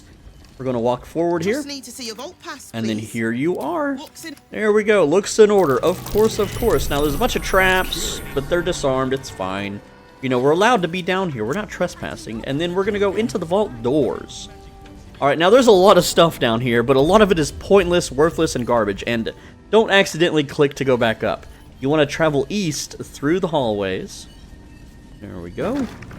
Continuing all the way east. And yes, each one of these doors are vaults, just with random gold and treasure and stuff. They're not worth getting. You're going to get to a puzzle room, alright? There's a little puzzle room. I'm going to show you how the puzzle works. But I'm not going to give you the solution. I'm going to give you the easier way to open the vault door. So if you step on a square, there are 4 lights above it. It's a remembering puzzle. And you would want one character to do this, not all your characters. But essentially, you step on them until it lights up blue. And I don't remember which one is blue. But here, I'll step on them until they turn blue. And I don't know if it's randomized or not. Because I always do this the easy way. Alright. Is it really going to be the last one that I step on here? Really? Okay, well that one, someone... You wish to consult No, I didn't me? want to consult you. Damn you, Minthara. You wish to No! consult me? Stop it, Minthara. I'm filming a YouTube video, not now. Anyway, you would step on these until the damn lights turn blue, but there's an easier way around this. All you gotta do is cast Create Water on the door. There we go. Now that the door is wet, you're gonna use your cantrip, Shocking Grasp on the water. And that's gonna electrify the water. If my game will load. I don't know why my game's like not doing nothing. There we go. Electrify the water. That opens the vault door. That's the easy way to do it. Screw the puzzle. And then you're going to you're gonna make a little safety save before we go down the passageway here. So there is a fight down here, and it's a really lame fight. The enemies will attack you and then go invisible, and they're hard to detect. Your see invisibility, you're gonna miss the roll on it. You're gonna have to cast fairy fires and rainstorms everywhere to try to find these invisible bros. There's a simple and easy way to do this. All you gotta do, take Astarion solo, stealth, go down the passageway. There's gonna be a cutscene. We're gonna skip the cutscene because, you know, I've already seen it, but you can watch it if you want. And there's Minsc, or, you know, McCree, or Matthew Mercer, right? There he is. Now, you're going to do nothing. Don't step into view, do nothing. There we go. And then there's a fake Jaheira. It's a fake, don't worry. Alright, so this starts combat, and then you're just gonna walk out. You're just gonna leave. You're not gonna fight. You don't have to fight. And now, at this point, you're just gonna go, and you're gonna stretch, and you're gonna take a small 1 to 2 minute break. That's right. You're going to walk away from the video game for a few minutes. I'll see you in a sec. Alright, it has been 2 minutes in the real world. I'm going to take Astarion, I'm going to stealth him, and I'm going to go back down the passageway. I'm going to immediately start blasting if there's a person behind me. Okay, so what happened was, there was a fight, and everyone is now dead. There's some shadowy dudes here. We're going to just start blasting them. Killed them immediately. I got a critical miss on them. Of course I did. So I started combat. We're just going to walk out. There we go. We're leaving. We're leaving. We're going to re-stealth, and we're going to wait just a sec. We're going to go back down, and we're going to fight or shoot at this person again. There we go. So, again, did I miss again? Wow. Unlucky much. And then we're just going to leave, and we're going to stealth, and we're going to go back down, and we're going to shoot him again. There we go. Now he's dead. Or he's not dead. He's electrocuted. And then we're going to leave. Don't worry. This gets much faster. We're going to stealth. And you're gonna rinse and repeat. These are the dudes that go invisible. Oh, we got initiative, by the way, so that guy should be dead. Oh, did it not shoot? There it goes. It took a sec to load. Alright, now we can shoot this guy. There we go. He's dead. And then we're gonna run out. And there's a few more to do, but it's gonna be a lot easier, okay? So we're gonna, again, go back down. As we stealth, we're stealthing each time. And let's turn off the damn... Let's turn off the light, turn off the iron candelabrum, there we go. And then we're going to use, what is this? Disengage, stealth inside the fog cloud, and we can blast this guy. There we go. Now we can blast this guy. He's gonna come investigate. And, did that kill him? That did kill him. Alright. Now, we're going to sprint and run out. You're gonna rinse and repeat, and you're gonna kill everybody in the room this way. Now, this method, like, this fight is not hard. It's just a really long, drawn-out, annoying fight of find the invisible dorks that keep poking you and running away. This is way faster and way easier and way smooth-brained to do it than, you know, having to cast a bunch of spells and go on a witch hunt. So once you have the room cleared, you're going to look for Death's Head Alice, Milady, Tips Fedora, and you're going to read the note. I know I have text on the way, but when I looted Alice here, you can read the note. There we go. That's going to give you just a little bit of XP boost, 75. It's not a lot. And then on Rakath Glitterbeard, he has a key to the N9 vault, which is directly east in this big treasure room that's now been emptied. There is a vault on the wall. You're going to open that. And inside is the best in slot for Astarion, the elegant studded leather. Now, the reason this is so good is because it gives you advantage on stealth checks. So every single time that we did that cheese where we stealth and we shoot arrows and the enemies don't get put in combat, well, now we have advantage every time that check is made. So it's just the best armor for Astarion. So we can now ditch that other armor he was wearing. I've already forgot the name. But what you're going to do now is you're going to run along the walls here, and you're going to pick every single one of these vaults. So I'm going to switch gloves to the gloves of thievery, and then we're just going to open every single, you're going to lockpick every single one of these vaults. All right, you know, it's difficulty 30, but you can easily do it with this character. That's going to give you some XP, and inside the vaults are some good loot. I'm going to show you on the screen what you should loot. Elegant Nymph Cloak, Janeth's Hat, and Knock Knock Knuckle. Those are the three main ones. There's also a parasite to loot. So this Nymph Cloak, we're going to send that to the healer, but we're not going to equip it. It's very situational. We'll use it in a little bit, and I don't need that amulet. But again, continue to loot all of these vaults. There's 3 on the south wall, there is 2 on the west wall, and there are 3 more on the north wall. Now, when you get to the Knock Knock Knuckle, you're going to loot that to Astarion. We're going to use that in just a little bit as well. Now, one of the vaults has a Mind Flayer Parasite Specimen, and on your healer is going to learn, where is it? Ability Drain. So go ahead and throw that bad boy in there. Once you're done looting the vaults, you can now fast travel to the Grey Harbor docks. There we go. Alright, so we're back at the docks. Now, you're going to walk northwest back up this ramp where you first came down here. And once you're up above on the ramp here, it's going to take some time for our characters, our adventurers, to make their way here. Just north, there's a door, and the door has an interesting tooltip that says, keep out. But our characters are not in view yet of the door. Okay, it says keep out when you mouse over the doorway, so we're going to obviously go in there, because why would we want to be kept out, right? So all you got to do in this room, in the gardener's basement, is on the south and the north wall are pressure plates. So we're just going to grab an object off the shelf and put it on the plate. There we go. And then over here, we're going to do the same thing. Just grab this crate, put it on the plate. That's going to unlock this door. Now, what we're going to do is we're going to grab these crates and push them forward into a trap. There we go. That triggers the trap. And now we have this ornate wooden hatch. And we're going to do a little bit of scummery here with our Astarion. So we're going to separate Astarion by himself. And that trap's already been triggered. But before we begin, we're going to go to camp with our healer. And I guess we need another character. So let's just take Minthara. We'll take Minthara, send her to camp. There we go. And our healer is going to swap in Jaheira for this next little scene. So we're going to talk to Jaheira, and we're going to replace her with a Minthara. She won't be doing any combat, only talking. She's just a talking role character. There we go. Join me. And then Minthara can step aside. There we go. And now go ahead and leave camp. And make sure Jaheira is with us. There we go. So now we're ready with Astarion. Make a safety save for the next steps. And you have to do this exactly, or it's going to mess up. So we're going to cheese the hell out of this area big time to our advantage without messing up the story.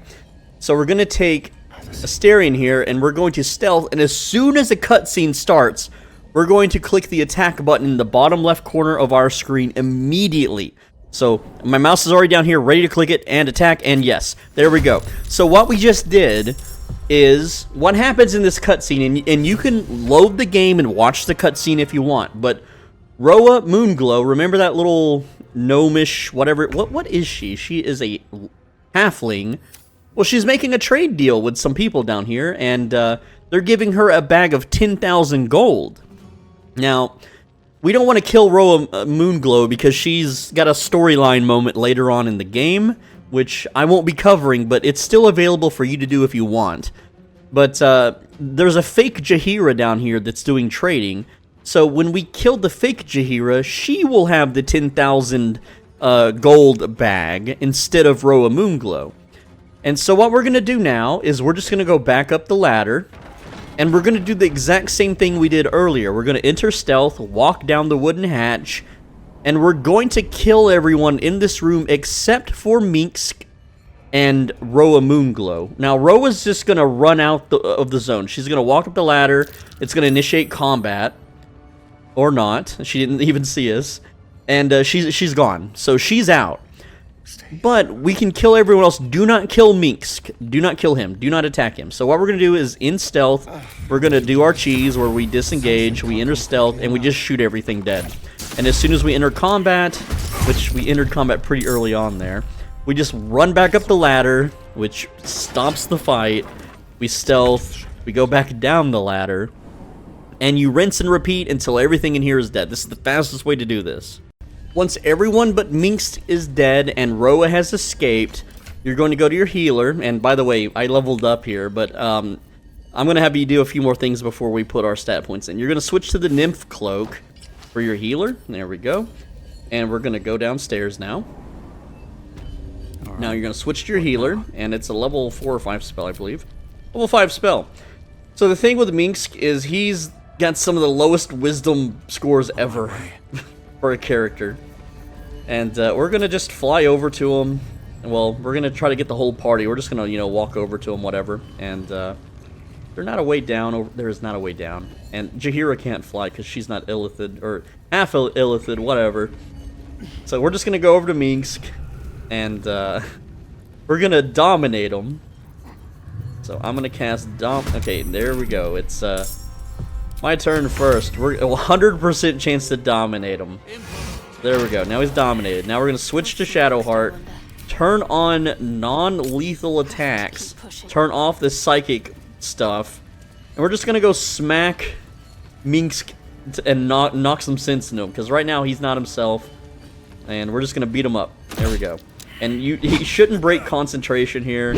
Because he's got like 6 wisdom. So he's going to fail that save every single time against our healer. So one more punch hard to do it. So there we go. He is now knocked out, but he's still under our control. Now I'm going to turn off non-lethal, turn on all my other stuff. There we go. And on the healer, we're going to stop channeling, dominate. And then we're going to switch to Jaheira and talk to him. Now the reason we brought Jaheira is if you talk to him without her, you have to pass a bunch of checks. You got to make a bunch of dice rolls. But we talk to Jaheira, it skips all the dice rolls. So you want to extend your protection to him, and then he's Jaheira's friend, do it. And then would you really doom us all to save him, Jaheira? Or it doesn't matter, help him. There we go. And now, Jaheira insisted. There we go. Now you're about to get Minsc as a permanent party member. But first, we're going to switch to Shadowheart, and we're going to follow Minsc, and he's going to go break some walls. Mind your manners, please. Oh, by the way, sometimes he will aggro here. Sometimes, I don't know why, he will get pissed off, and he will literally fight you. If that happens, make sure that it says temporary hostile, and then just leave the area, and then come back, and he'll act normal again. So I think he's bugged out. Oh, yeah, see, it just happened. He's, like, being weird or something. So just have everybody leave, and then do it again. It's weird. I'll cut this part. Alright, so Minsc killed Jaheira, but hey, you know, we're a cleric. We have Revivify somewhere. There it is. Just bring her back. It's fine. It's not a big deal. And now Minsc ran over here. He's punching through walls to find Boo, his pet hamster. Space hamster, by the way. Anyway, skip the dialogue and then tell Minsc to wait in camp. And you can go to my camp. I have things to do. There you go. Now he's a party member. Yay! Alright, so go to camp and you want to get Minthara back in the party. We're gonna use Jaheira again later, but not right now. Alright, the next thing we're going to do is we're going to fast travel to the lower city central wall. And then this is a solo Astarion adventure. Once again, we're gonna take Astarion and we're gonna walk him into the Sorcerer's Sundries. And we're going to do a little bit of pillaging. We're going to come back later and get more stuff, but right now, we're just going to get one thing. And I'm not routing this for speedrun purposes. I'm routing this for ease of access purposes. So once you're in Sorcerer's Sundries, you're going to walk up the stairs. There's going to be a little dialogue here. Or, yeah, here it comes. Blah, blah, blah, blah, blah, blah, blah. Alright, so, over here on the north side, there is a locked door. You're going to stand next to it with Astarion. You're going to cast Disengage to fog cloud it. Stealth, lockpick the door. Go ahead and lockpick that bad boy door. There we go. And the fog cloud should still be up if you're fast. And you're going to stealth inside and then shut the damn door, because people will get mad. This little guy here will just stare at you. Anyway, once we're inside, there is a clasped book. You can hold your Alt key and you can see it. Click the clasped book. There we go. And then we're going to enter the portal here. We don't have to stealth anymore. Once we have entered the portal, we're going to go north, or I'm sorry, south. We're going to go south through the oak door. There we go. And we're walking through this hallway. We're going to do a lot of stuff in here, but not right now. We're going to pick this lock. This rams at the door. There we go. Pop that bad boy open. And then open that. And then when we walk into this room, there's going to be multiple doors and traps. On the left is an Elminster that's locked, and you can't lockpick it. That sucks. Well, we have a knock-knock gloves. Where are they at? There they are. So equip the knock-knock gloves. And then cast knock on the Elminster door. There we go. That unlocks it. Good for us. And let's switch back to those gloves of thievery. There we go. Go ahead and enter the Elminster door. If the trap hits, it's fine. It won't kill you. Run through the hallway to the Elminster vault. Now, to the east, there is a display case. You can actually smash this. You don't need to lockpick it, but I'm going to lockpick it because Astarion's... he's a cool cat, and he likes to lockpick things. So there we go. Now, what you're going to do is you're going to open the display case. You're going to right-click the Tharchiate Codex? Tharchiate Codex, and you're just going to pick it up. Don't read it, just pick it up.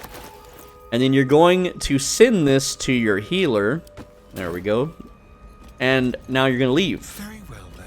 And there's more stuff to do. We'll come back later for some stuff, but right now it's not important. Then you're going to leave the way you came in through the northern door, out of the portal, and you're going to as soon as you go through this portal, you're going to fast travel back to your party, and we're going to do a few more things here. So, now that we're out of the portal, slow loading much, okay. And then we're going to go back to the lower city central, blah, blah, blah. And we're going to reunite the party. We're going to grab Shadowheart, who has this resonance stone, and we're going to have her just walk away for a little bit. Just take it, just walk away. Except, I didn't separate her. Okay, so she needs to walk away from everyone else, and everyone else needs to kind of chill out here. We're going to swap to our healer, and we're going to swap to that, Harper's Amulet, just for now. It's going to really hurt our HP, but that's okay. Give your healer the Amulet of the Harpers, and then make a safety save. Alright. Now you're going to open your inventory, and you're going to read that book, the Tharchiate Codex. There we go, we read it. Very cool. And now you're going to read the Necromancy of Thay. That's right, we're going to read and finish this damn Necromancer book. And you're going to make the saving throw, and you're going to have an advantage because of the amulet. There you go. And all your other buffs. Because you're near your pals, you can cast Resistance. You can cast Bless. You know, let's go ahead and just cast the rank 1 Bless. There we go. And now roll those dice. Easy pass, crit success. Of course, of course. And there we go. We finished the book, and now you gain the new ability spell, and it's called Danse Macabre. And it's spelt weird, but whatever. And this summons 4 ghouls that act on their own. They'll follow you around. You can tell them to hold position, but you can't tell them exactly how to fight. They will fight on their own. They're like AI-controlled ghouls. And they explode when they die, so they're pretty cool. I wouldn't summon them right now, though, but it's a really nice spell to have. And also, I'm down to 40 HP. Oh my god. Let's swap that amulet back. Boy. There we go. Feeling better already. Alright, so when we read that book, we gained a passive also. We have to cure this Tharchiate Withering, though. And we're going to remove Curse. So go ahead and cast that on yourself. There we go. And what that did is it gave us 20, 20 temporary HP. And this is a buff you'll receive every long rest. That Tharchiate Vigor. So there we go. If you want to heal your healer, you can free cast heal yourself, you can drink potions, you can go to the fountain, however you want to do it. Now you're going to take Minthara solo, and you're going to go to X23, Y -138. This is south of the, what is this called? The lower city central wall. It's like around, I believe it's either around here or around here, but it's definitely south. So we'll start by heading south, and I'll see you there. Alright, now that we are here, we're going to use our free cast, and then we're going to cast Spirit of Guardians. There we go. And then we're going to fly down to the wooded area of the docks here. This is going to prompt a combat encounter with a bunch of fish people. It's just like in Act 2, but this is the Act 3 version. And there we go. They're all going to swim up and attack people and attack us. And because we're concentrating, we have aggro more so. And just this is a really easy fight. These things are level 10, but they have like no HP. They like, Minthara just cleans house with her build. So go ahead and kill them, and this is purely for XP. Like, I literally killed them all in a single turn. One turn. You get a little bit of gold for it, by the way. But yeah, they all just run into the Spirit Guardians, die instantly, and then you just kill the one ranged guy. They don't have any good loot on them, by the way. Now, everyone at this point should be level 11, because that's a huge experience explosion. So, your healer is going to put a point into Source, so 7 Cleric for Source. You'll learn Ray of Frost cantrip, Mage Armor, spell. You can pick any spell. I don't really end up ever using Mage Armor. It's just good to have, useful to have. And for your feat, ability improvement into Charisma. For your monk, you're going to go into Monk. So you're level 8 Monk, 3 Rogue. Your feat will be ability improvement into Wisdom. Minthara, the Radiant Tank, will go into level 5 or level 6 Fighter. So you're 5 Cleric, 6 Fighter.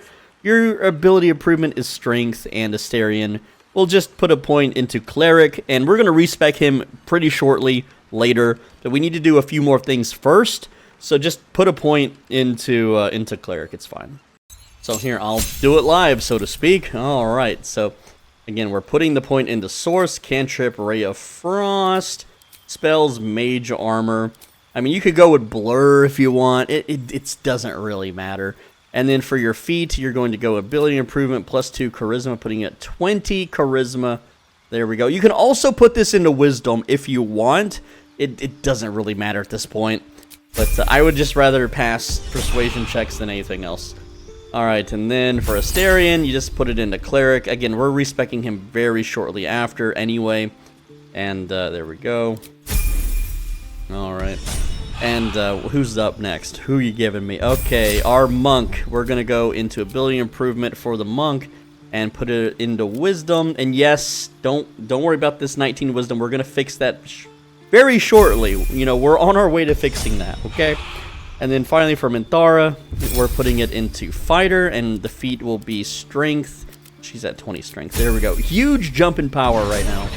Now, at this point, if you want to do summons and have a lot of corpses nice and tidy, pick them all up from down here at the Heapside Strand, pick them up from the Grey Harbor docks, and lug them into the Devil's Feet, and then toss them into Hell, so you can have them to summon and restore your, yourself. Your next mission is to go to the coordinates on the screen. We're going to start from the Grey Harbor docks, and we're going to just walk north. That means back up this damn bridge. And again, we're just going to keep going north for a little while here until we get to X negative 198, Y negative 29, which I believe is this way. Maybe not this way, but we'll figure it out. Alright, so this is just to get a fast travel called the Baldurs Gate. Hey, roll credits.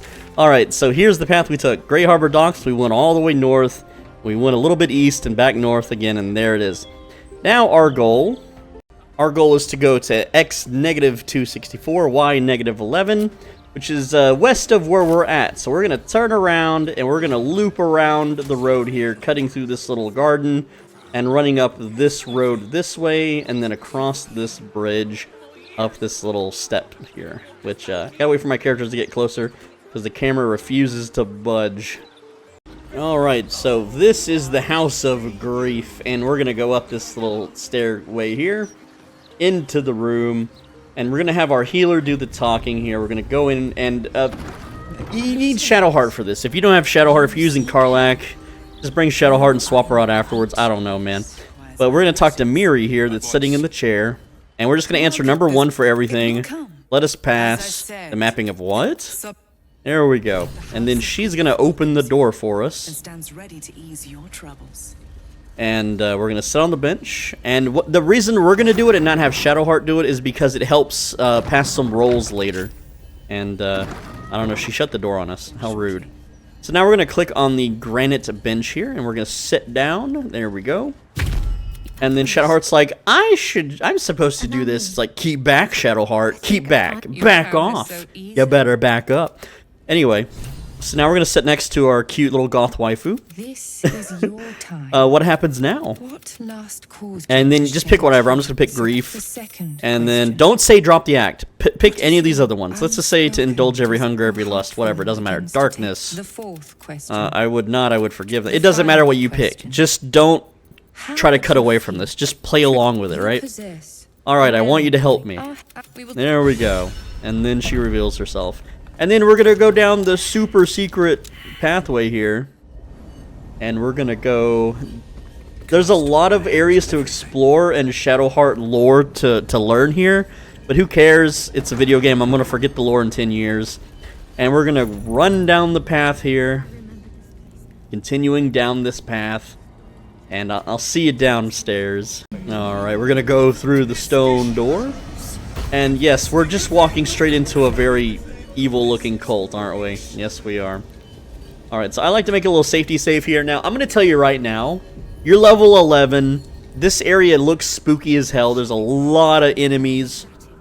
And the best thing I can tell you for this zone is just have fun. Kick their ass. They're easy as hell to kill. All of these enemies are piss freaking easy.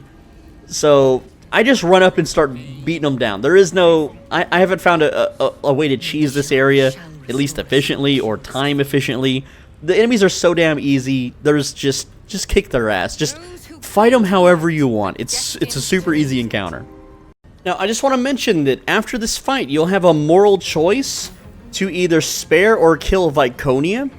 And if you spare her, you won't get the loot. But during combat while she is knocked out, and I did not use passive mode to knock her out, the story does it for you. You can right-click her, go to loot, you can take her stuff, including, you know, her... You just take her stuff. So I'm just going to send it to camp, whatever. Well, is it not going to let me? Hello? Send to camp? Okay, well, maybe you just have to kill her then. I don't know. Yeah, after the fight, you can choose to spare her or kill her. Let's kill her! Yay for killing! Yay for killing! Kill her, be done! Woo! Stab her, Shadowheart, get her, gut her, kill her. Kill your mom. It's not really her mom, but she calls her mommy. I don't know. I don't know what's going on there, but hey, look at this legendary shield that we're not going to use. Or these items we're not going to use. We're just going to collect them. And yeah, there you go. And nice little spread we got going there on the ground, you know? Anyway, so after that, there is a character we need to loot. I think it's Sharon Fidelid, whatever. They have a key, a silver key. Their name is Sharon Fidelian Lamona. And we're going to travel west here and unlock the Threshold of Loss. There we go. But before we do that, we're going to go north here. And through the door, and this little bonus XP right here. And here we go, going north to the dormitory. Alright, and then we're going to talk to Nocturne. Go ahead and talk to Nocturne. Doesn't matter what you say, just talk to it. Oh. And then, yeah, blah, blah, blah, blah, blah, blah, blah. So now we got 250 XP for talking to it, okay? And then, and this is totally optional, but you're going to take your healer character and get really close to the creature. Oh, didn't mean to talk to it. Okay, so we're going to go ahead and improvise melee weapon, and we're going to click on it, and then we're going to left click and right click really, really quickly to kind of pick it up and glitch it. There we go.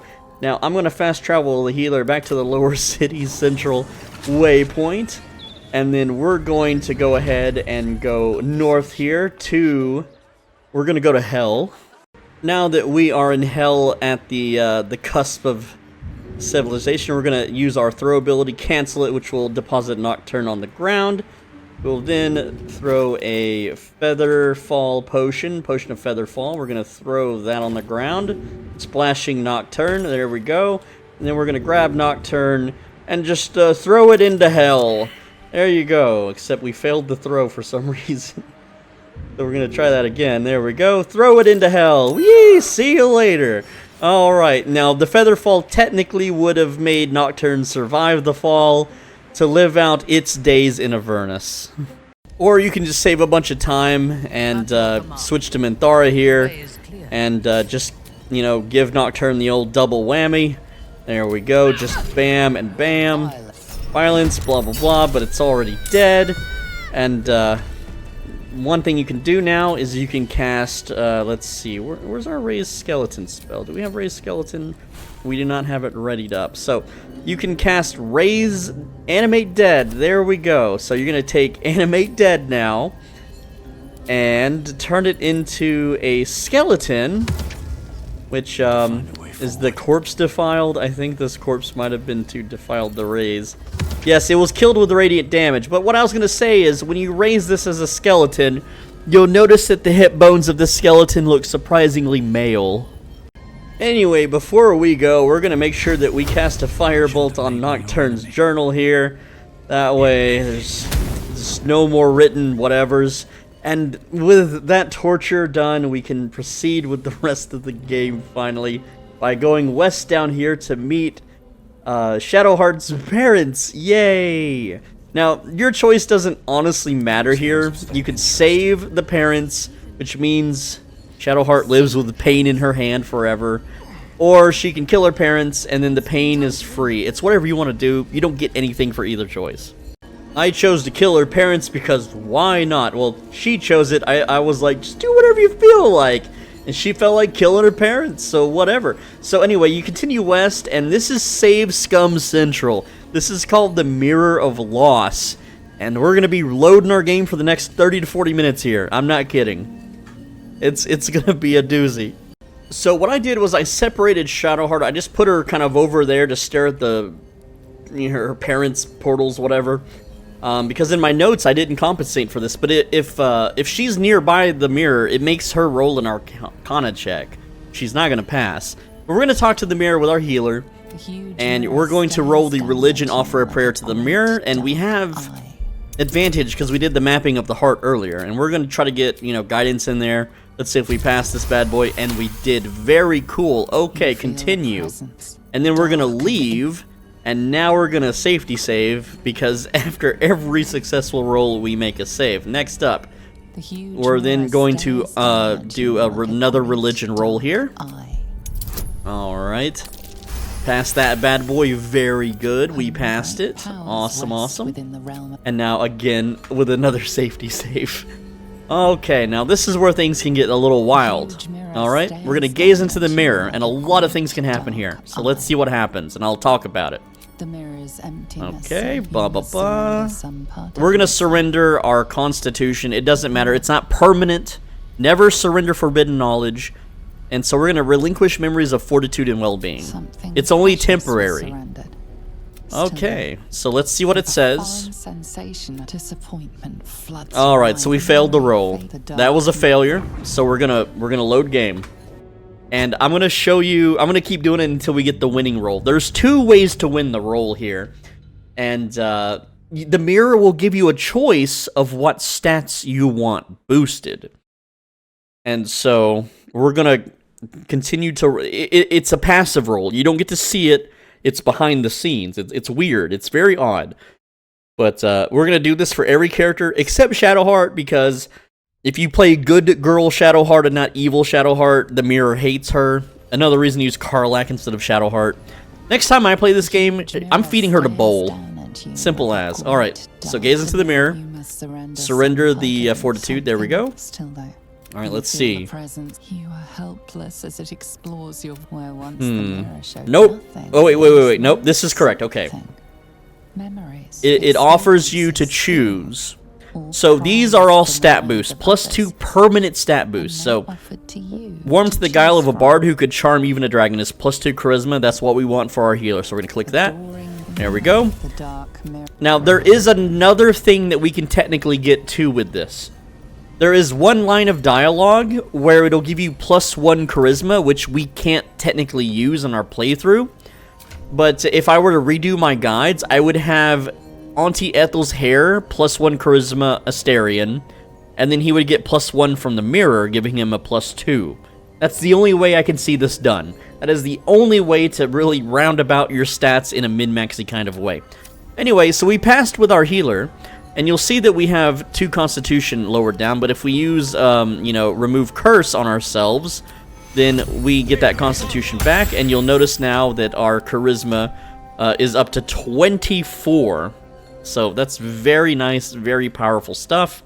So we're pretty damn good. You'll see that we got a +2 from the Bard's Memory, +2 from Birthright, that's the helmet, and so on.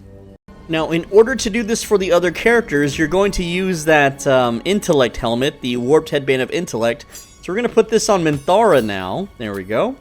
And then we're going to switch to Minthara. We're going to get near the mirror. We're going to save. And we have to pass the same damn rolls. So we're going to talk to the mirror. And we have to do the religion roll. You have to pass this. If you don't pass this, load your game because you'll never get the stat boost otherwise. And once you're said and done, you're going to give Minthara +2 to strength.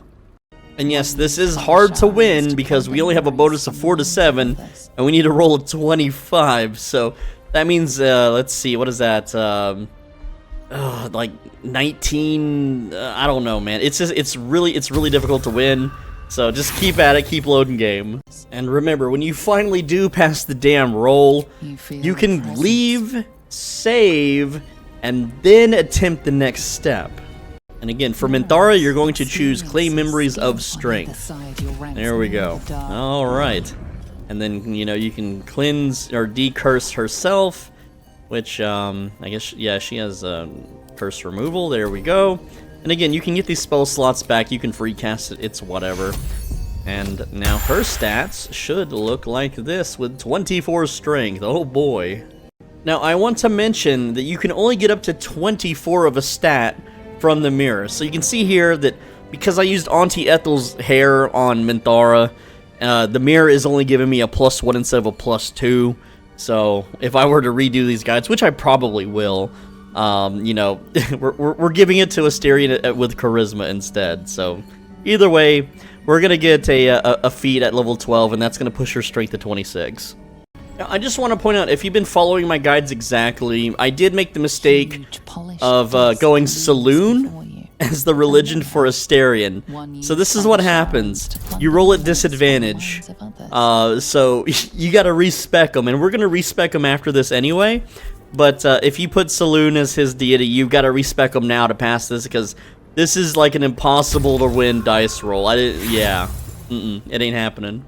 So we're going to respec Astarion anyway, regardless of the mirror, but here is what we're going to do. And this is where he becomes super hyper powerful at level 11. That is when he becomes massively strong. And then at level 12 it gets even more ridiculous, which you'll see. But I'm just going to scroll it for now, and I'm going to show this on the screen, so don't worry. It's not that complex. It's pretty simple, but essentially he's going to be able to attack 12 to 14 times a round. It's pretty nutty. And I'll do it live because people will complain if I don't. So, level 1 Astarion Respec into Rogue with 8 Strength, 16 Dex +1, 14 Constitution, 8 Intelligence, make him a big dum-dum, 12 Wisdom, 16 Charisma +2, there we go. And then for his skills, we're going to make sure that he is, hold on, Athletics, so 2 out of 2 there we go. And then Stealth, Investigation, and Insight, so Stealth, and then Investigation, and Insight. Not Persuasion. There we go. So, pretty much this. So, 4 out of 4, Athletics, Stealth, Insight, and Investigation. There we go. And then the 2 out of 2 is going to be Sleight of Hand and Stealth. Alright, and then confirm that, and we are all set. Alright, level 2 and level 3 are Rogue as well. Simple. Pretty simple to do. There's level 2 Rogue. Now, level 3, you are not going Thief, you are going Assassin. This gives you free crits on surprised enemies. You get all your stuff restored when combat actually starts. And you have advantage on attack rolls against creatures that haven't taken a turn yet. These are all things that just are free. These are just free win things. Level 4 and 5, you're going to dip into Fighter. So we're going to go to Fighter. Fighting style is Archery. That's right, there we go. And then level 5, you get Action Surge. Oh, man. Now, at level 6, you're going to dip into Bard. Alright, there we go. So, we're going to go to cantrips here. We're going to learn Minor Illusion and Mage Hand. For spells, we are going to learn Healing Word, Fairy Fire, which is insanely useful for against stealthies, Disguise, Self, and Sleep. Starting instrument, I like the flute. And abilities, you can do Persuasion if you want, you can do Acrobatics if you want. It doesn't really matter at this point, but yeah, so I'm going to go ahead and confirm that. And, you know, we don't really get shoved. I'm just going to put it into Persuasion because why not? Confirm and accept. Again, it doesn't matter. Alright, next level, our spell of choice is going to be Charm Person. There we go. Mwah. I didn't even do it right. Mwah. Alright, next spell. At Bard level 3, you can now change to the College of Swords. Our spell is going to be Invisibility. Very powerful. Fighting style, dueling or two-weapon fighting, doesn't really matter too much. But, again, we'll just go with dueling again, but we're going to be using a shield anyway. There is a build where you can use two-weapon fighting, but you won't really be using that as your attack weapon anyway. But again, this choice does not matter. The reason we're going College of Swords is so we can use the Flourish attacks, which lets us attack twice. Alright. And then our cantrip at level 4 Bard is going to be Friendship. And our spell is going to be Knock. So we can now... we don't need those gloves anymore. As for our feat, we're going to pick Sharpshooter, of course. Where is it at? It's... there it is. Okay, I'm just blind. Level 5, we're going to go for the Glyph of Warding. Very powerful spell, always good to have. And at level 6, we're going to go for the spell Plant Growth. Very annoying against enemies. There we go. So that is our level 11 Astarion.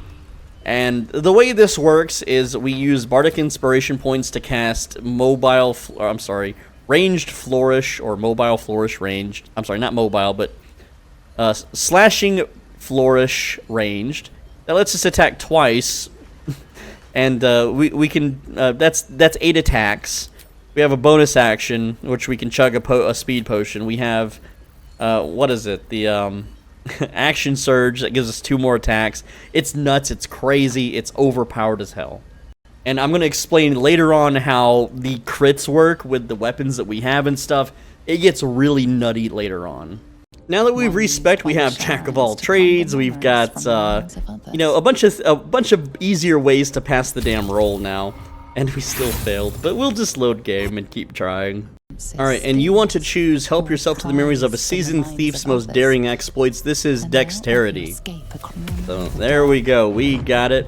And I don't know why he started running away, but we're just going to decurse him real quick. Upcasting, it's fine. And Astarion's stats should look like this. So he has 18 dex now. He's got the +2 from the Thief Memory. Pretty good. Now, if you played Evil Shadowheart, you don't have to roll at all in the mirror. It's just the mirror just lets you do it, and you would pick Wisdom for her. But now we're going to go back to camp, and because we respect Astarion, we must rebuff him. But because we are level 11, there is a buff that Gale wants to give all of us regardless. So what we're going to do now is we're going to swap out Minthara for Gale here. Join me. There we go, swap out Minthara. And this part gets a little tricky. So we want to get all of our party members together. So the main character is chilling with Astarion. And we need to get, you know, Shadowheart up here too. And so to do this, you have to enter turn base mode and exhaust all of their movement, which there's a lot of movement to give, right? So, and this only works temporarily. They won't sit around forever. But essentially, we're going to take Shadowheart here, go to turn base mode, and then just kind of run out her entire movement bar. There we go. And then when we end turn, she'll stick around. Or at least she's supposed to. And, I should have put Astarion out, not Minthara, so I'm gonna go ahead and fix that. Actually, no, we did it right. I just got the notes and the positioning wrong. So yes, with Minthara kicked out of the party, she's chilling here. We got Shadowheart chilling there. We move Astarion and the main character in between the two, and then lock them in a dialogue by having them talk to each other. And then Gale is free to run around. So we're gonna level Gale up. He's now level 11. He gets new cleric spells. Very exciting stuff. And what you're going to do is, at level 6, you're going to cast Hero's Feast. Which, is that not always prepared? I swear it's supposed to be always prepared. But I guess not. We'll just take out that, and yeah, there it is, Hero's Feast. So, Hero's Feast is a very powerful level 6 spell here. And, where's it at? There it is. Okay, so what this does, you can't be poisoned, you can't be diseased, you can't be frightened. It increases your max HP, which stacks with aid, and it's a pretty big radius. So you'll see here that we're getting all of our party members when we cast this. And there we go. It also casts this feast supplies, but we're not long resting, so I don't care about that stuff. And so, yeah, very powerful. Now that took our level 6 spell slot, so what we're going to do is our healer has the Spell Crux Amulet on their character, on their person, and we're just going to give that to Gale here. And then Gale is going to restore that 6th level spell slot. And you could restore this amulet at the restoration fountain because it counts as long rest. Then we're going to cast level 6 aid. There we go. Alright, good stuff. Now all you got to do is rebuff Astarion with the following. Long Strider, protection from poison, even though we're immune to poison now. We still want it for a buff. Freedom of movement and transmutation stones. Oh, one thing I forgot to mention about Hero's Feast is it gives you advantage on wisdom saving throws, and our whole party is almost wisdom based, which means this Amulet of the Harpers is kind of useless because it also gives advantage on wisdom saving throws checks. So we're going to replace that right now, and to do that we're going to need Jaheira. You don't need her, but it makes it really easy. So we're just going to swap out, I know we just buffed Astarion. But, you know, let's just swap out Minthara, okay? Minthara can step aside, that's fine. We're going to bring Jaheira along, and we're going to fast travel to the Baldurs Gate fast travel waypoint, and then we're going to go south, and the very first house on the right side is Jaheira's house. There's a little kid out here with a training sword stabbing a training dummy. So, we're going to switch to Jaheira and have her lead the party. And then we're gonna walk up and talk to the girl. So here we go. We're currently playing as Jaheira. The kid is like, "Oi!" It's another "oi." Is there an "oi" in every act? I didn't hear one in Act 2, but there was one in Act 1. Anyway, the kid slams the door in our face. Whatever. She's gonna go tattle. She's back, boyos. Oh man, I'm just gonna skip the dialogue. It doesn't really matter. I don't really care about Jaheira's story. I never played Baldur's Gate 1 or 2. I'm sorry. I couldn't afford it. I couldn't afford to play it as a kid. Now, you're going to go upstairs as Jaheira, and you're going to go in here, and you're going to talk to, we'll call this kid Andrew, but you can see what his name is. YouTube doesn't like to say this name. Pro tip, if you're a YouTuber and you say this person's name, he's, like, blacklisted on the platform. So saying this specific name, not good. So we're going to talk to Andrew here, and he's this little kid, and, you can tell him an adventure. I fought alongside a warrior angel. Anyway, he gives you the harp-shaped pin. It doesn't matter what story you tell him. Just tell him a story. Then you're going to go downstairs with your heart pin.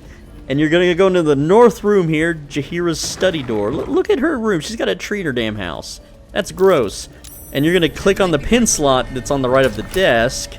And then we're going to insert the Harper pin, which is, for some reason, in the main character's inventory. I don't know why it does this, but we're gonna click latest, and then there it is, harp shaped pin. Insert that bad boy. There we go. And that opens up Jaheira's hidden hideout entrance. Alright, so now with Jaheira in the party, we can walk through the traps, no problemo. Good stuff. And yeah, normally you could fly, but whatever, we're just gonna walk, and you're gonna walk southwest to this house here, this little house. There's like a anteater badger, badgered some rats. Jaheira's weird, bros. Like, Jaheira's like just a creep show. Alright.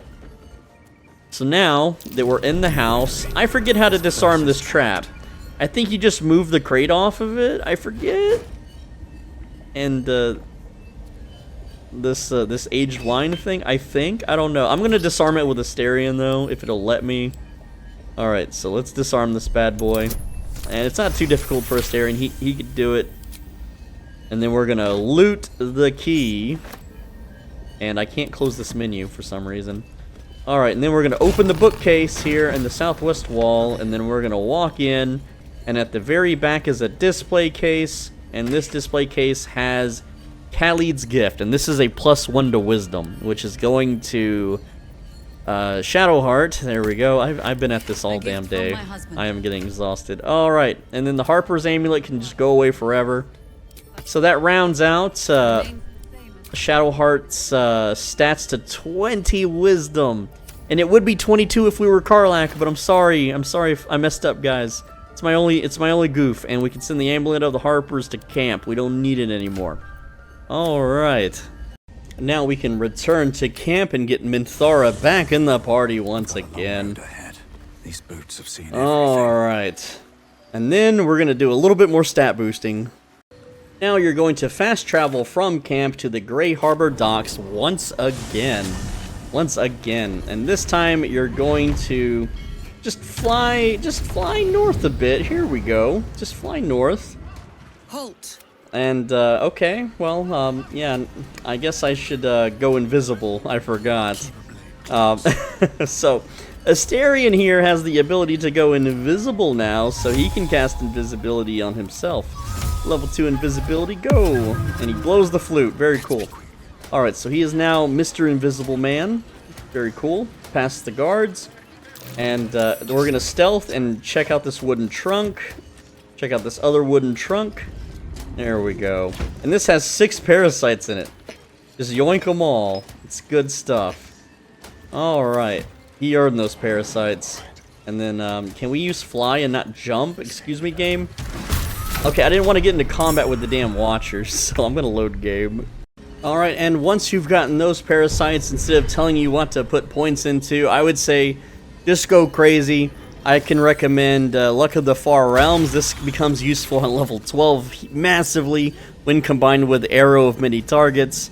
Other than that, if you want to do some convincing, like, you're just putting points into this to feed Cold a Week more. So Sonic Backlash is always good to learn.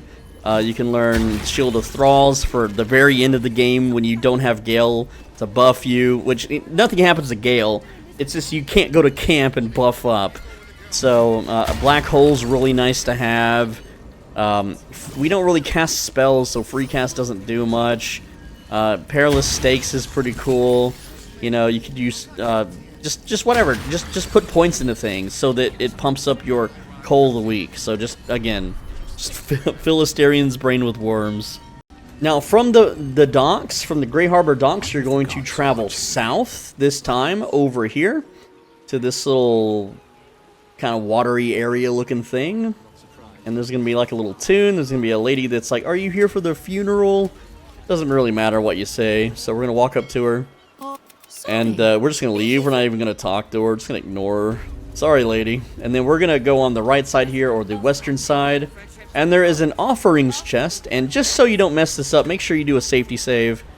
And what we're going to do is we're going to split our gold coin into 1. There we go. And I'm going to do that for every character. So that's 2, 3, and 4. Alright. And so we're going to open the offerings chest now. And we're going to deposit 1 gold. So I threw 1 gold into the chest. I closed the chest.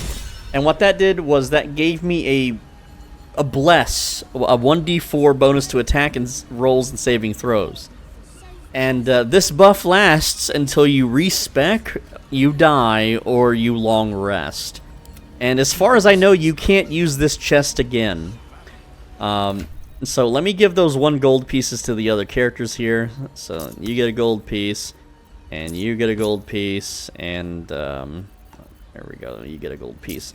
And now just do the same. So now we have Astarion here. We open the offerings chest, and don't take anything out. Only put stuff in. And then he gets a Bless, so that makes it even easier for him to hit land attacks now.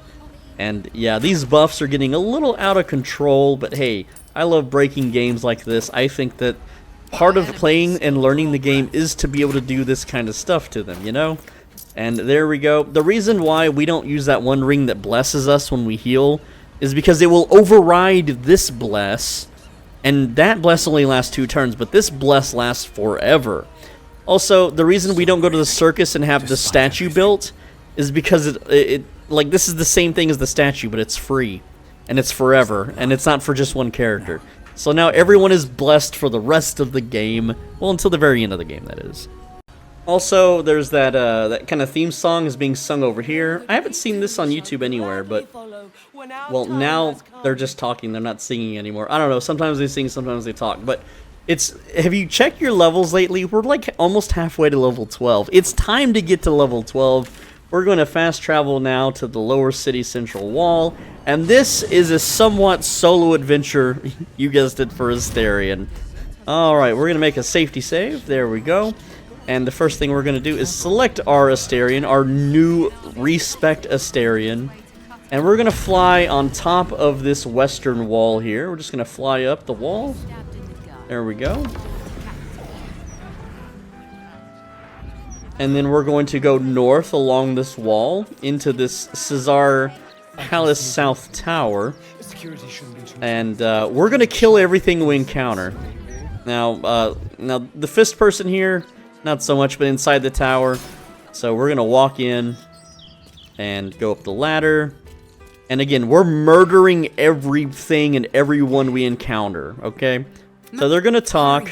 The palace is being and you say, I'll hurry up, whatever. And we're gonna, you know, do the usual disengage into stealth, and just start blasting. And you could pop this because it's annoying if you don't. We can get it back, but just start killing everybody. Just kill them all.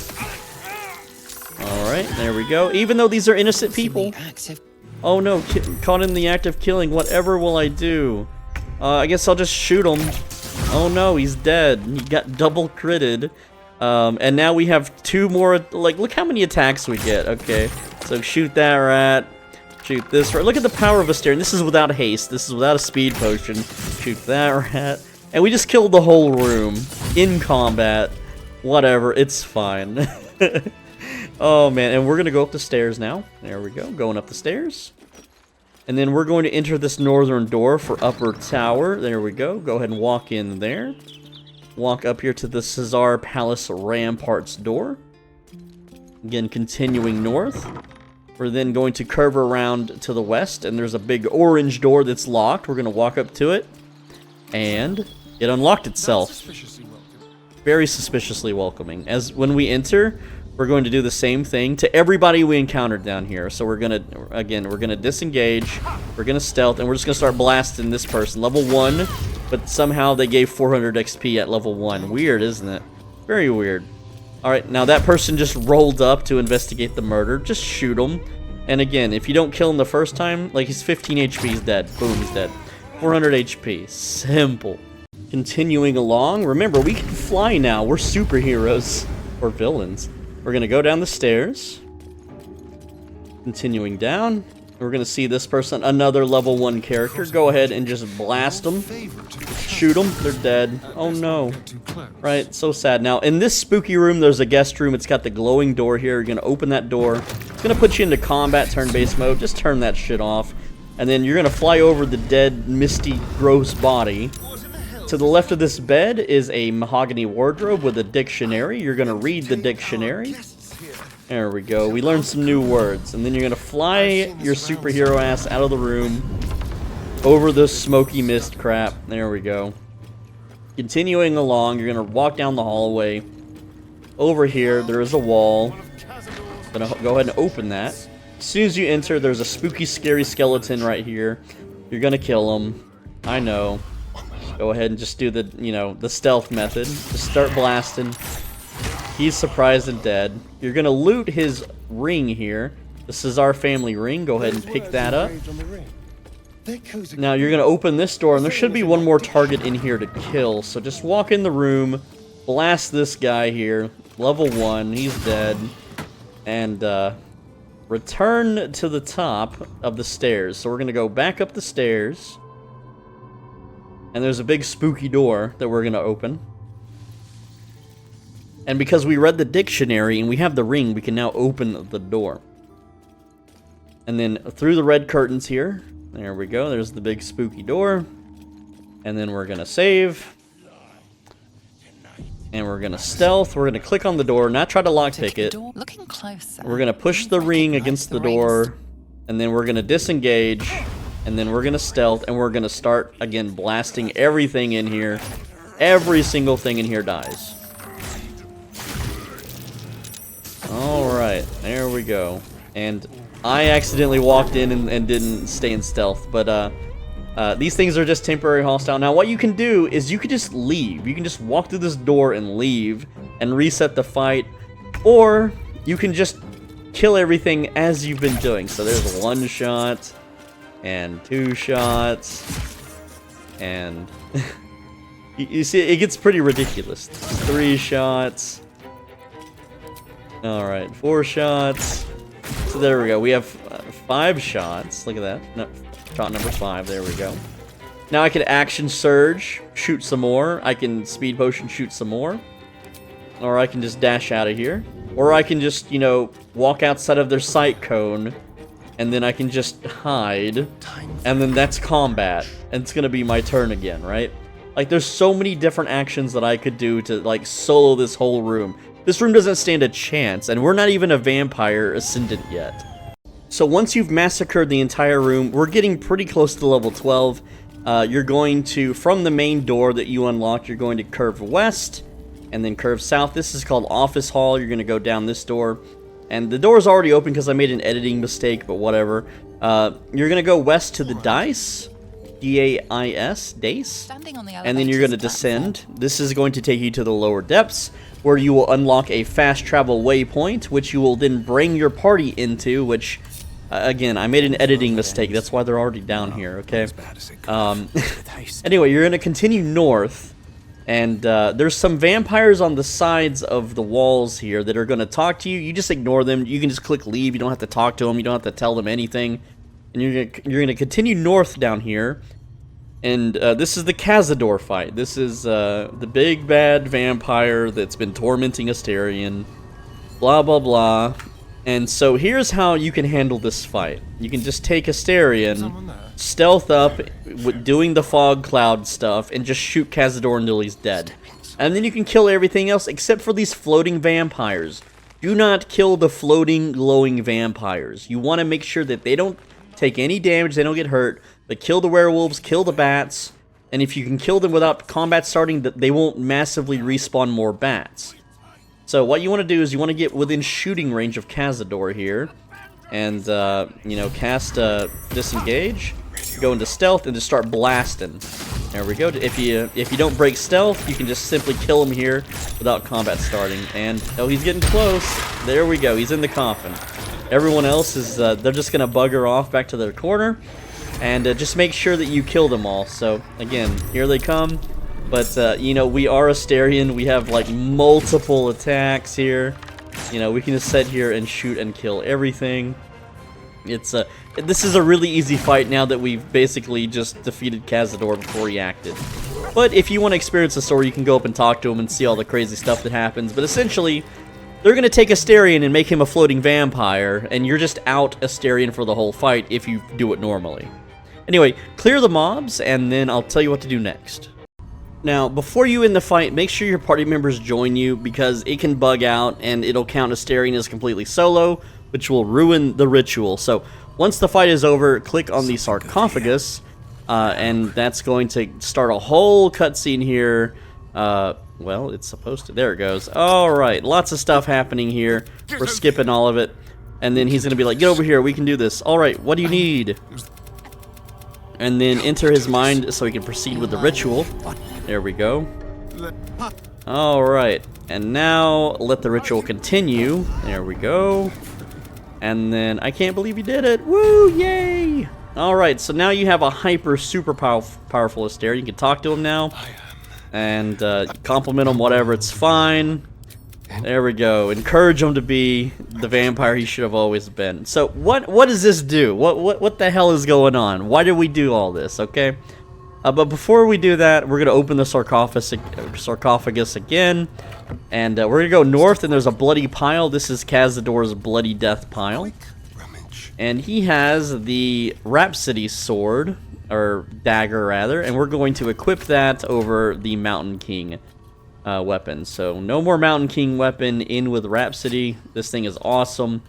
And once we kill 3 targets, we get a +3 to our damage, +3 to hit. It's insane. It's really nice. There's really nothing else good to loot here, but you'll notice we can't fast travel out. And yeah. But so what does being a vampire ascendant do? Well, we have a more powerful bite that has a huge heal. All of our attacks deal an additional 1d10 neurotic damage. That is 10 additional damage, bro. It's insane. It's nutty. It's crazy. Anyway, we're going to continue south now. And we're going to leave, except, well, there's some vampire hunters waiting for us. And I'm just going to save the game here. And we're just going to let Astarion do his thing. We're going to turn him invisible. And just show you a little bit of the power here of the vampire ascended Astarion, okay? So we got a bunch of dudes here. Like, this is a full-blown vampire hunter party, right? And, well, we're invisible. It's fine. We're just going to enter stealth. And we're going to go ahead and shoot a range attack at the... We want to kill the weakest one here. So this one has 31 HP. Let's just open on them. There we go. One shot. That's a crit. Everyone's surprised. Or did they get surprised? I don't know. But let's use our Bardic Inspiration and our Slashing Flourish ranged. And we'll shoot 2 separate targets here. There we go. Bang, bang. Alright, they just took damage. And then we will do it again on the same targets, because why not? Bang, bang. That's 2 more dead. Very cool. And again, look how many attacks that we have. It's just beautiful. It's absolutely beautiful.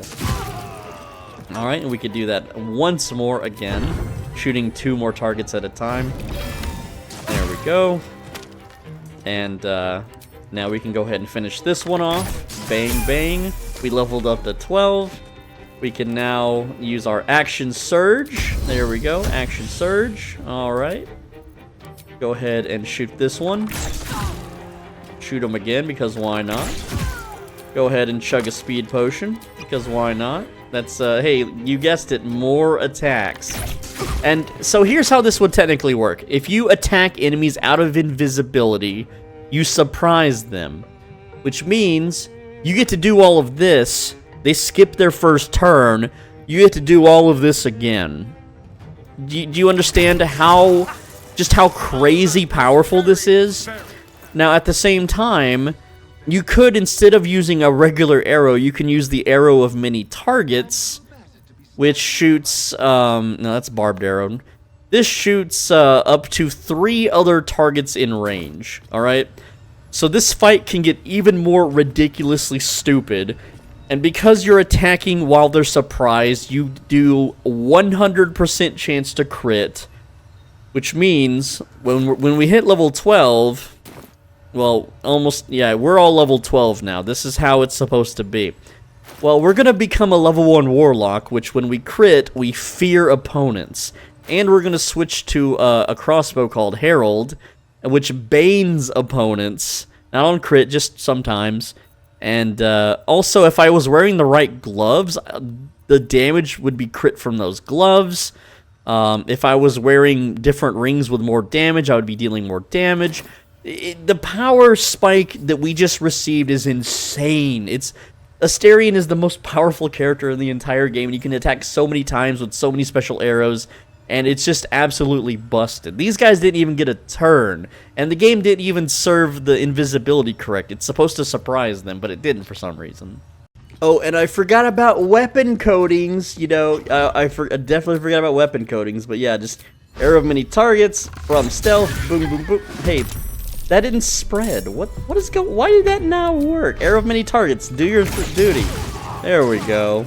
And again, these are, because this is a story fight, they're not getting surprised, but this would be all crits, and they would all be feared and baned. It's like, I didn't even need to use my bardic inspirations this time. The arrow of many targets just kills them all. It's so stupidly broken.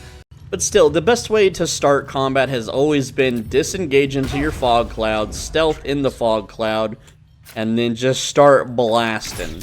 There we go. And I forgot to equip my DPS gloves and, you know, eat a gooseberry. But yeah, so that's still the best way to start combat. And then you can just start blasting everyone else. Oh man, it's so busted. There we go. Anyway, now I'm going to show you an even crazier way in just a little bit on how to use greater invisibility and a ring of shadows that we have to basically never ever break stealth from anything ever, and you can just freely shoot everything forever and kill everything without ever entering combat. It's so stupidly busted.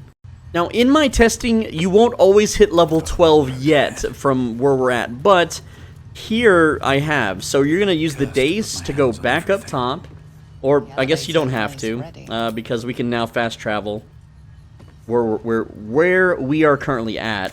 And we're going to fast travel back to Baldurs Gate, roll credits. And remember that House of Grief we went to earlier? Well, we're going to go back to the House of Grief. And those NPCs are now hostile and want us to die, the ones on the outside. So you're going to smush them in. You're just going to, you know, pound their face into the dirt. And that should hit level 12 on just about everyone's playthrough ever. So again, we're going to the House of Grief right here. Here's the Baldurs Gate waypoint. You know, you walk around, and these guys are immediately hostile, so use your new super-powered Astarion to just take them out easy peasy. So yeah, there's one guarding the outside, and then of course we're invisible as Astarion is. And then we just open on them. They're all surprised, so this means, look at this. This is all free crits. Boom, crit, and then crit, and yeah, we're just one-shotting them at this point, and then crit. And then we could shoot 12 times in the surprise round. 12 to 14 times. Like, it's so stupidly busted. Now, one thing to note is every time you level up a character, it resets a vendor's inventory. So what we're going to do now is we're going to fast travel to the lower city central wall, and we're going to go back to the Sorcerer Sundries, and we're going to make sure that we have every nice spell that we've ever wanted to cast ever. So we're going to go into here with our cleric, our healer, whatever you want to call them, and we're going to do a little shopping now. I'm going to give you a shopping list. So here is the list of stuff that you should buy from the vendor. So I'm going to talk to the vendor. Let's see how much of the stuff he's got whenever I try it. And alright, so we're looking for all this stuff here. And some of this, like, there's gaseous form. Let's see. Seeming is nice. I didn't put that on the list, but again, you can buy whatever you want, because we're going to be able to use all of these spells on our healer. Fireball, Greater Invis, there it is. Let's see, what else? Sunbeam's nice to have too. Anyway, so you get the idea. You're going to, we already got, did we have chain lightning? No, we don't. So we'll just buy chain lightning. There we go. So that's 4 of them right there. Minor elemental. There's another one. That's 5. Yeah. Anyway, you get the idea. Go ahead and just buy all of these. You definitely want haste and greater invisibility. The other ones are just kind of for fun. Cloud Kill's really nice too. Now you're going to take your healer and you're going to level him up as a wizard level 1. And the reason you're doing this is so he can learn those spell scrolls. That's the only reason. By the way, I just want to point out that if you want an easier final battle, you should take Longstrider, since we won't have Gale to give that to us later on. But you don't have to. It's not a deal breaker. I personally don't use it because, like, there's really not a lot of movement going on in the final fights anyway. So with your healer, this is how it works now. You can open the menu and, like, let's say haste, right? Scroll of haste. I can right-click it. I can click learn spell for 150 gold. I can open my spell book, and as a level 1 wizard, I have 4 slots I can use. So I can just take off, like, magic missile and put on haste. Now I can twin cast, free cast haste for free forever. So I can haste 2 players at a time for 10 turns, giving you 2 bonus armor. You know, the haste effect, that's an extra action. It's so stupidly busted. And then the same goes for greater invisibility. So greater invisibility, scroll of greater invisibility, I have 4 of them. There we go, learn that. And go ahead and put that on there. And that's really the only 2 spells I want. Like, every other guide that has a similar cleric build, they're all like, ugh, you should, you know, be level 5 sorcerer for haste. I'm like, no. No. I want haste and greater invisibility, so I'll just go level 1 wizard, thank you very much. And, yeah, this is the superior choice. So, for your monk and Minthara, your radiant tank, this is what you should do, alright? Rogue level 4 on Shadowheart, giving you the feat ability improvement into dexterity. And Minthara can go fighter, and then learn trip attack and disarming attack, which we'll use later. We will absolutely use later. So here's what you'll do for Astarion. You'll turn him into a warlock. That's right, a warlock. I know. And it's super weird to do that, but it's absolutely worth it. We're going to go with Bone Chill and Eldritch Blast because that's a fun spell. Not that we'll ever use it.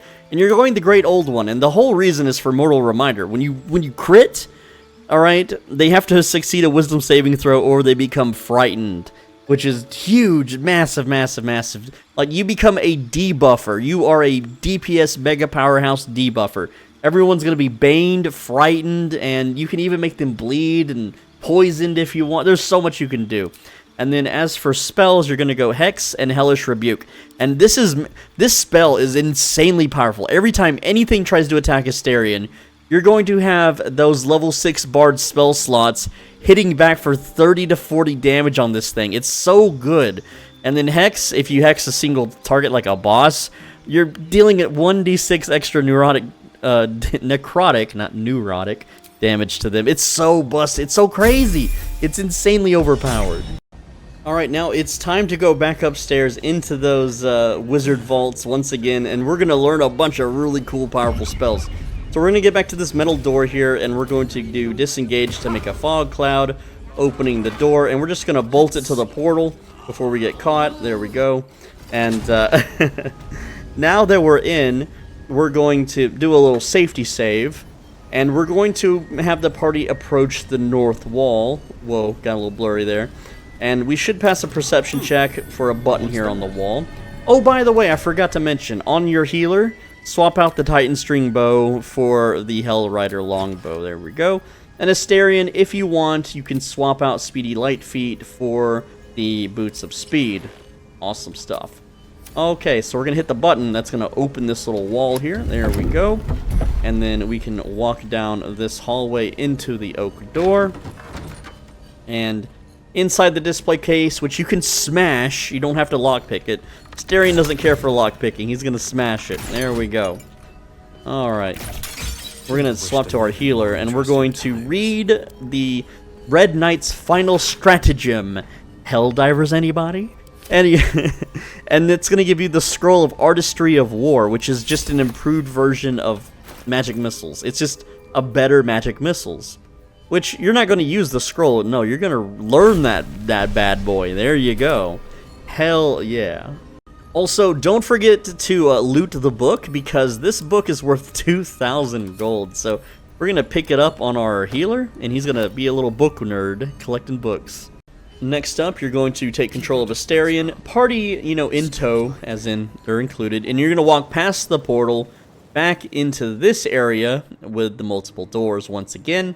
This time, we do have the Knock spell, which we do have spell slots for. And we're going to cast Knock on the Karsus door. There we go.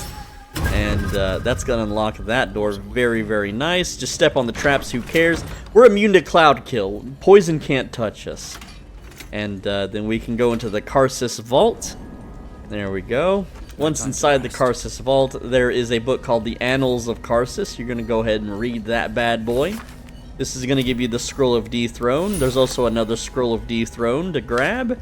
You're also going to learn Dethrone. This is a very heavy-hitting single-target Necromancer spell of sorts. And then you're going to pick up the book because it's also worth 2,000. Also, if you're just a little loot goblin, you can loot all these scrolls. There's some pretty good stuff. These are randomized, so it might be different in your playthrough, but sometimes you can get some good stuff, sometimes not so much. Like, ooh, there's Sunbeam, there we go. And, well, we got Scroll of Wall of Ice, why not? Alright, this time we're going to backtrack, and yes, I know there's some fun stuff, like, there's some hidden walls that we're missing, but it's okay, there's nothing good in them. Look for the Elminster door, here it is, it's to the east. We're gonna take our healer and walk through the Elminster door. Silver hand. And he can see invisibility, whereas Astarion couldn't before. There is a chest, an opulent chest over here, and inside is the Pyro Quickness hat. Now, if you want to play your healer offensively with fire spells, you put this hat on, and now you get an extra bonus action. So you can double your bonus action heals. You can use your bonus actions to quickened spell for more spells. It's just a really nice hat to have for your healer to play offensively. Alright, finally we're going to backtrack by clicking the return door here. There we go. And then we're going to walk back towards the portal by going through the Ramizath door, which is to the north. But in this hallway, we're going to walk west behind this fake wall. There we go. And then over here is the Caution Before the Seelie book, which you're going to read, which will give you the Scroll of Bestial Communion. You're going to learn the Bestial Communion, and this allows you to summon the Diva, or the Deva, whatever, the angel thing. And you cannot summon the angel and the Cambion at the same time. They take up the same slot. So we're just going to send the Infernal Stabby Sword, which I can't say the name of because of YouTube, to camp. There we go. And also, we're going to pick up the book because it's worth 2,000, just like the others. Alright, now leave and go back through the portal. Here we go. Alright, good stuff. And then we're going to make a little safety save. And this time you can leave the door open because who cares? And if you get caught, you can just, it's not bad or anything, it's not like threatening, it's just, they'll just kick you out. So I got caught, and just be like, my humble apologies, I shall remove myself immediately, and then it just kind of moves you over here. So this portal puzzle, they each have like a little question with a plaque. You're supposed to identify the Night Song, which is an immortal being. So you're going to click the pale blue portal, there we go. Alright. And now you can play this part however you want, but I'm just going to do it the quick way, and I'm just going to do intimidation, get out of my face, nerd. Where is she now? And then I'm just going to roll that, and yeah, he easily got intimidated because I'm such a baller. There we go, we're done talking to that guy. But you can do a lot of stuff with him. You can give up the Night Song, so she's not sitting in your camp anymore. This also kills the gothic girl with the heavy eyeshadow, whatever her name is, the only hot character in the whole game. But yeah, so now that we're up here, there's a few things we can grab. So right where our character spawned in to the portal, or I guess east, is like some floating furniture. We can use our flight ability to just fly down to the bottom floor here. There we go, just fly down. And on the northern part, there's a weave button that says below. And again, you'll see this with your healer character who can see invisibility. So there's a plaque that says below. This is kind of the northwest weave button. We're going to click that. There we go. And we can also see these levers with our main character with see invisibility because we got Volo's eye. We're going to make a safety save, and then we're going to, try to open this arcane barrier by clicking this lever. So we're going to click the lever, and we're going to add some bonuses. You could use a Bardic Inspiration for a 1d8. I usually don't, but, well, let's just do it for the sake of the video. Why not? Whatever. And we failed, so I'm going to... Here's the thing now. We're level 12. We don't need our Inspiration anymore. I still like to save them because I'm just weird like that. So I'm going to load game and do this till I pass it. Once you've passed it, that'll undo the barrier. And this is the Marco Heshkir, which has a pretty cool ability. Now, if you want to play an offensive spellcaster, this is the weapon that you'll swap to. So we're just going to go ahead and yoink this weapon right there. Good to go. And you have to have it equipped for its passive, but essentially, you can cast Karishka's Favor, and then you can basically get a free Chain Lightning. And you can cast your own Chain Lightning, which is a level 6 spell slot skill, and just nuke a whole room full of baddies. Now, to leave the area, you'll have to fly back upwards, which there is a button right here. You click this wee button that's to the north, that'll take you back up. And then you'll have to fly on the floaty furniture to go back upstairs. So we'll just do that real quick. And once we get to that portal, then we, we're good to fast travel once again. Also, what's funny is you can sell Lorican back his stolen books and he doesn't care. I think that's just funny. But there's a few things we can do here. Right now, let's fast travel to Grey Harbor Docks. And then I gotta announce something for the video here.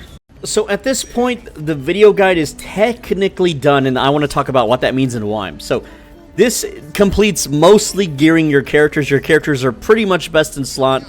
There's a few other alterations you can get that either boost their damage or survivability, blah, blah, blah. But it's not mandatory, it's not necessary. But anything and everything for the rest of this video will advance the story. And the rest of the video is how I personally chose to play through the end of Baldurs Gate 3. So if you want to continue watching, that's great. Otherwise, basically right now, Act 3 is untouched, mostly, besides Minsc, which doesn't really alter anything. But you can start off in Rivington and play the entire act as if you just arrived. And I think that's just the best way to play Act 3. So from here on out, we're going to play what I want to do and how I want to complete the story. So earlier, the Steel Watch made me had to load a save game. These guys went hostile. Because of that, I want them 100% gone. I want to wipe out all the Steel Watch in the entire game. And here's the thing with the Steel Watch. Spoiler alert, by the way. Spoilers for the rest of the video, just let you know right now. Okay. So, the Steel Watch. Gortash must die and so must Orin. If we kill Gortash, who owns and operates the Steel Watch, the Elder Brain will take over. And then after we kill Orin, the Elder Brain will make the Steel Watch hostile towards us. So that's bad. So we just need to kill them all. But, you know, going around and just beating up the Steel Watchers, yeah, we could do that, and that's a viable strategy, but that would take forever. There's a much faster way to do things. So what I'm going to do is I'm just going to take Astarion here, and we're going to fly up onto the roof of the Steel Watch Foundry. This is over here near the Grey Harbor Docks. I'm going to go ahead and stealth him. I'm going to go ahead and chug an Invis Potion, and we're just going to, again, fly this way. Now, the choices that I'm making are evil, and the choices that I'm making will cause an innocent faction to die completely, and their families, and their children, and possibly their poor puppy dogs, and, you know, slaves are gonna die, but it's not my problem as I pour oil down the drain. So, I'm going to go to the security door to the west and lockpick it here with our big bad Astarion man. Yes. I'm gonna unlock the door. I'm gonna fly over here to the stairwell. Very cool. Very cool stuff. I know. Super cool. And I know the game just saved for me, but we're going to chug another Invis Potion and go through this doorway here. And I actually did this wrong, but it's fine. We'll wing it. We should be able to wing it just fine. Alright, so we're gonna get behind this character, Black Gauntlet Hans arrives. With our Invis Potion, that is. Okay. And we are going to right-click pickpocket the control level key and then steal that. There we go. And then we're just going to sneak off over here, and looks like I just got discovered. That's fine. All the slaves are about to blow up and die. They were going to blow up and die anyway. But this way, it's a more personalized explosion, okay? Also, I just want to point out that I don't really give a damn about Gaunter Mail at all. It's considered the ultimate bow in the game, but I think it sucks. So to get that bow, you have to let these guys aggro you, which right here a boss will lift up out of the ground. You kill the boss, and that gets you the bow. But the bow sucks compared to what I'm going to be using. Alright, now I'm going to the nether neural switchboard. I'm going to place the bomb. There we go. Even though it's in the healer's inventory, that's okay. And kablamzo! That blows up a factory, and it kills all the poor innocent dudes and the dweebs. Oh no! And then this guy claps, and then this guy is all like blah blah blah. Now, I don't like Tobin, so I'm just gonna kill him. There we go. And it's my turn first, so I'm just gonna shoot him. And then I'm gonna shoot him again, even though it's point blank, and now he's dead. Yay, he's dead. Okay, cool. So, there we go. The steel watch is now disabled and at 100% gone. And, yeah. Good game. GG Nori. And now it's Gortash time, so me and the boys are gonna go to the south span of Wyrms Crossing, and we're just gonna go beat them up and kill them. Pretty simple stuff. So here's how I handle the Gortash fight, and what fun is this gonna be? Okay, so we go to Astarion, and we're gonna swap on the Ring of Shadows. There we go. And this will allow him to cast Pass Without a Trace on himself. Even without the spell slots, it's fine.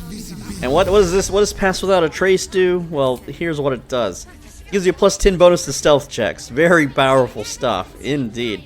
Now we're going to swap to our healer, and we're going to go to our passives, turn on that freecast, and I'm going to turn on Extended Spell, Greater Invisibility on our Astarion. There we go. So Astarion is now Greater Invised, and then we're going to swap, that's my healer, and we're going to swap that ring out for the one that does 1 to 4 psychic damage. There it is. Okay. And yes, I'm aware that this is taking away my time, but it's fine. We got like 20 turns of this. It's a-okay. And then we're going to fly over the gates, which are now closed because, well, we killed the Steel Watch, and so Gortash is panicking and freaking out. We gotta walk into Wyrms Rock Fortress, get the waypoint again, because whatever, why not? There we go. And, I guess I technically got it. Maybe. Nope. Whatever. It won't give it to me for some reason. I guess only when all the enemies are dead will it give it to me. Anyway, we're just gonna go up and kill Gortash now. We have like 10 turns of invisibility remaining. And I spent like a few days trying to figure out how to get, Ravenguard's freaking sword, and it wasn't worth it because it has a cap. Alright, so let's go ahead and disengage, enter stealth, and just start blasting. And no, I don't want to stab him. I want to shoot him. Okay, well, whatever. So now we're just gonna start shooting, and I didn't eat a goose or whatever berry. And yeah, he's kind of bugging out here. But yeah, they're not gonna unstealth me. Like, he's just dead. He's just straight up dead. Now we're gonna loot. We're gonna loot his Reflecto Guards. We're gonna loot his Nether Stones. There we go. Good stuff. You can read the note if you want. Anyway, that unstealths me right there because that's story bullcrap.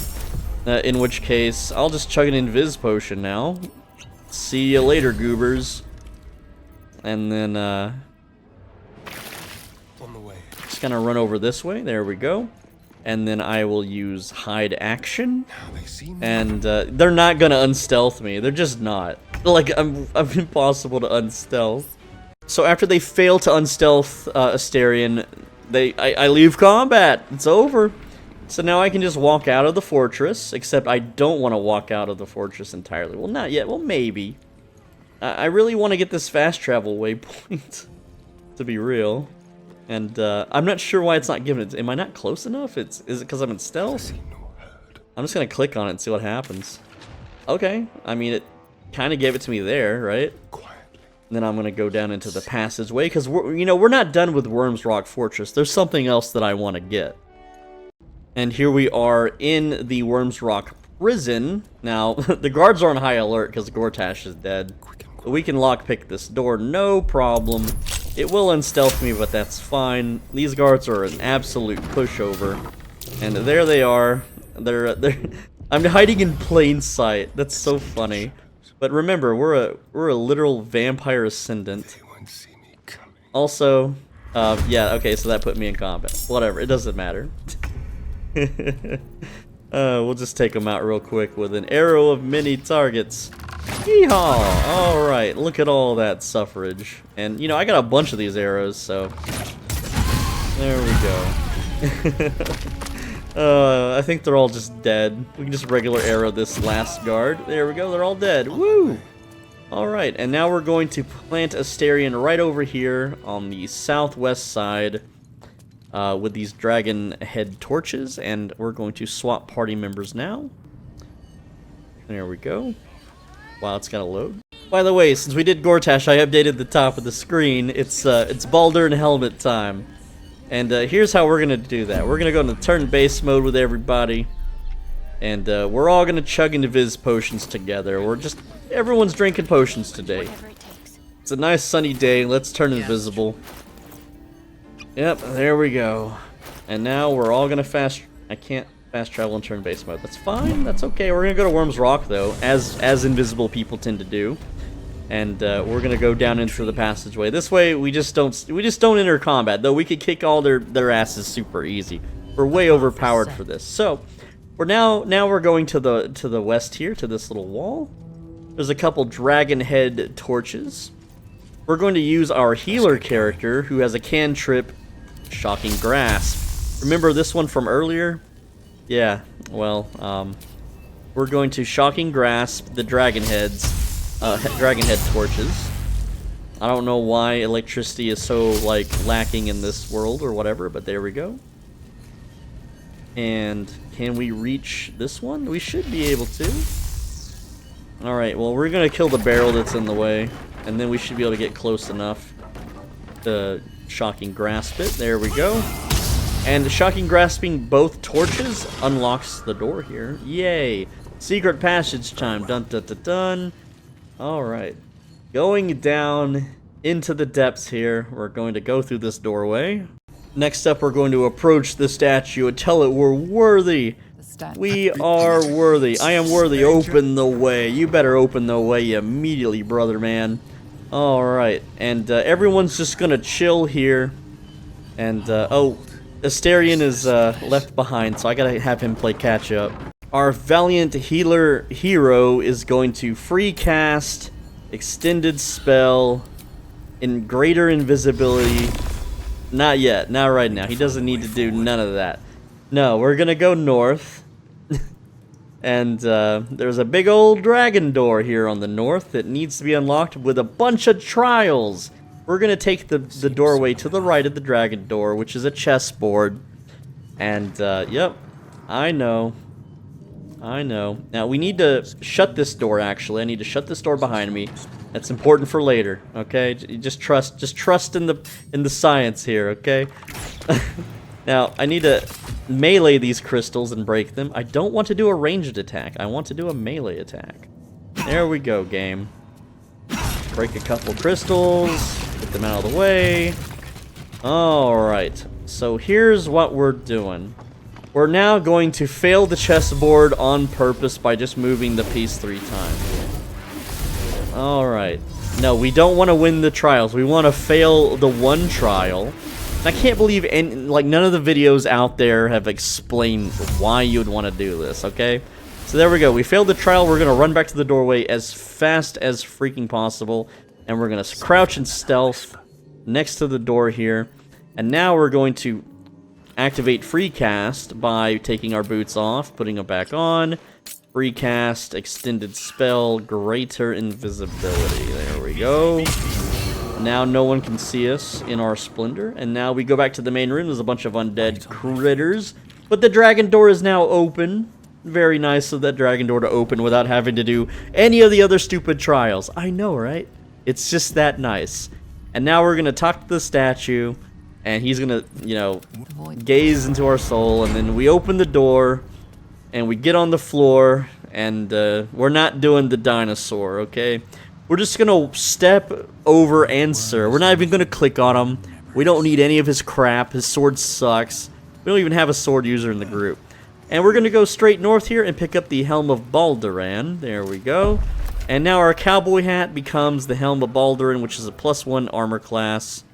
There it is. It also gives us regenerative powers, which pairs well with our Ring of Salving and our Boots of Aid and Comfort. So yeah, we just heal a stupid amount per turn. A really, really stupid amount. Okay, with that said, everyone can kind of just chill, though I don't really like the main character to chill next to an undead dragon, so I'm going to go to camp, just because. And the other characters, well, they can all go to camp too. So we're going to send everyone to camp, except for Astarion. It's time for a solo Astarion adventure. That's right, Astarion. It's time for you to go back to Cazador's dungeon for the next step of our plans. Alright, so we're in Cazador's dungeon, and the Elder Brain is talking to us. What joy. Oh boy. Well, it doesn't matter, because we're just going to skip the dialogue anyway. Now, we're in Cazador's dungeon, and we're going to take Astarion solo. It's okay, everything's dead here. And we're going to walk north a bit, and at the very first door, we're going to go west. There we are. Now, we're going to go ahead and just fly to the lower level here. There we go, just go down a floor. Yep, open that door too. And then we're going to walk up here to the west, kind of northern side.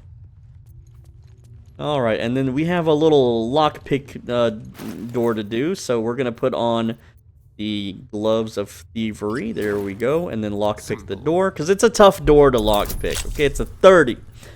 But we might have this. We got like 28 more thief tools to try. It's okay. We'll get it.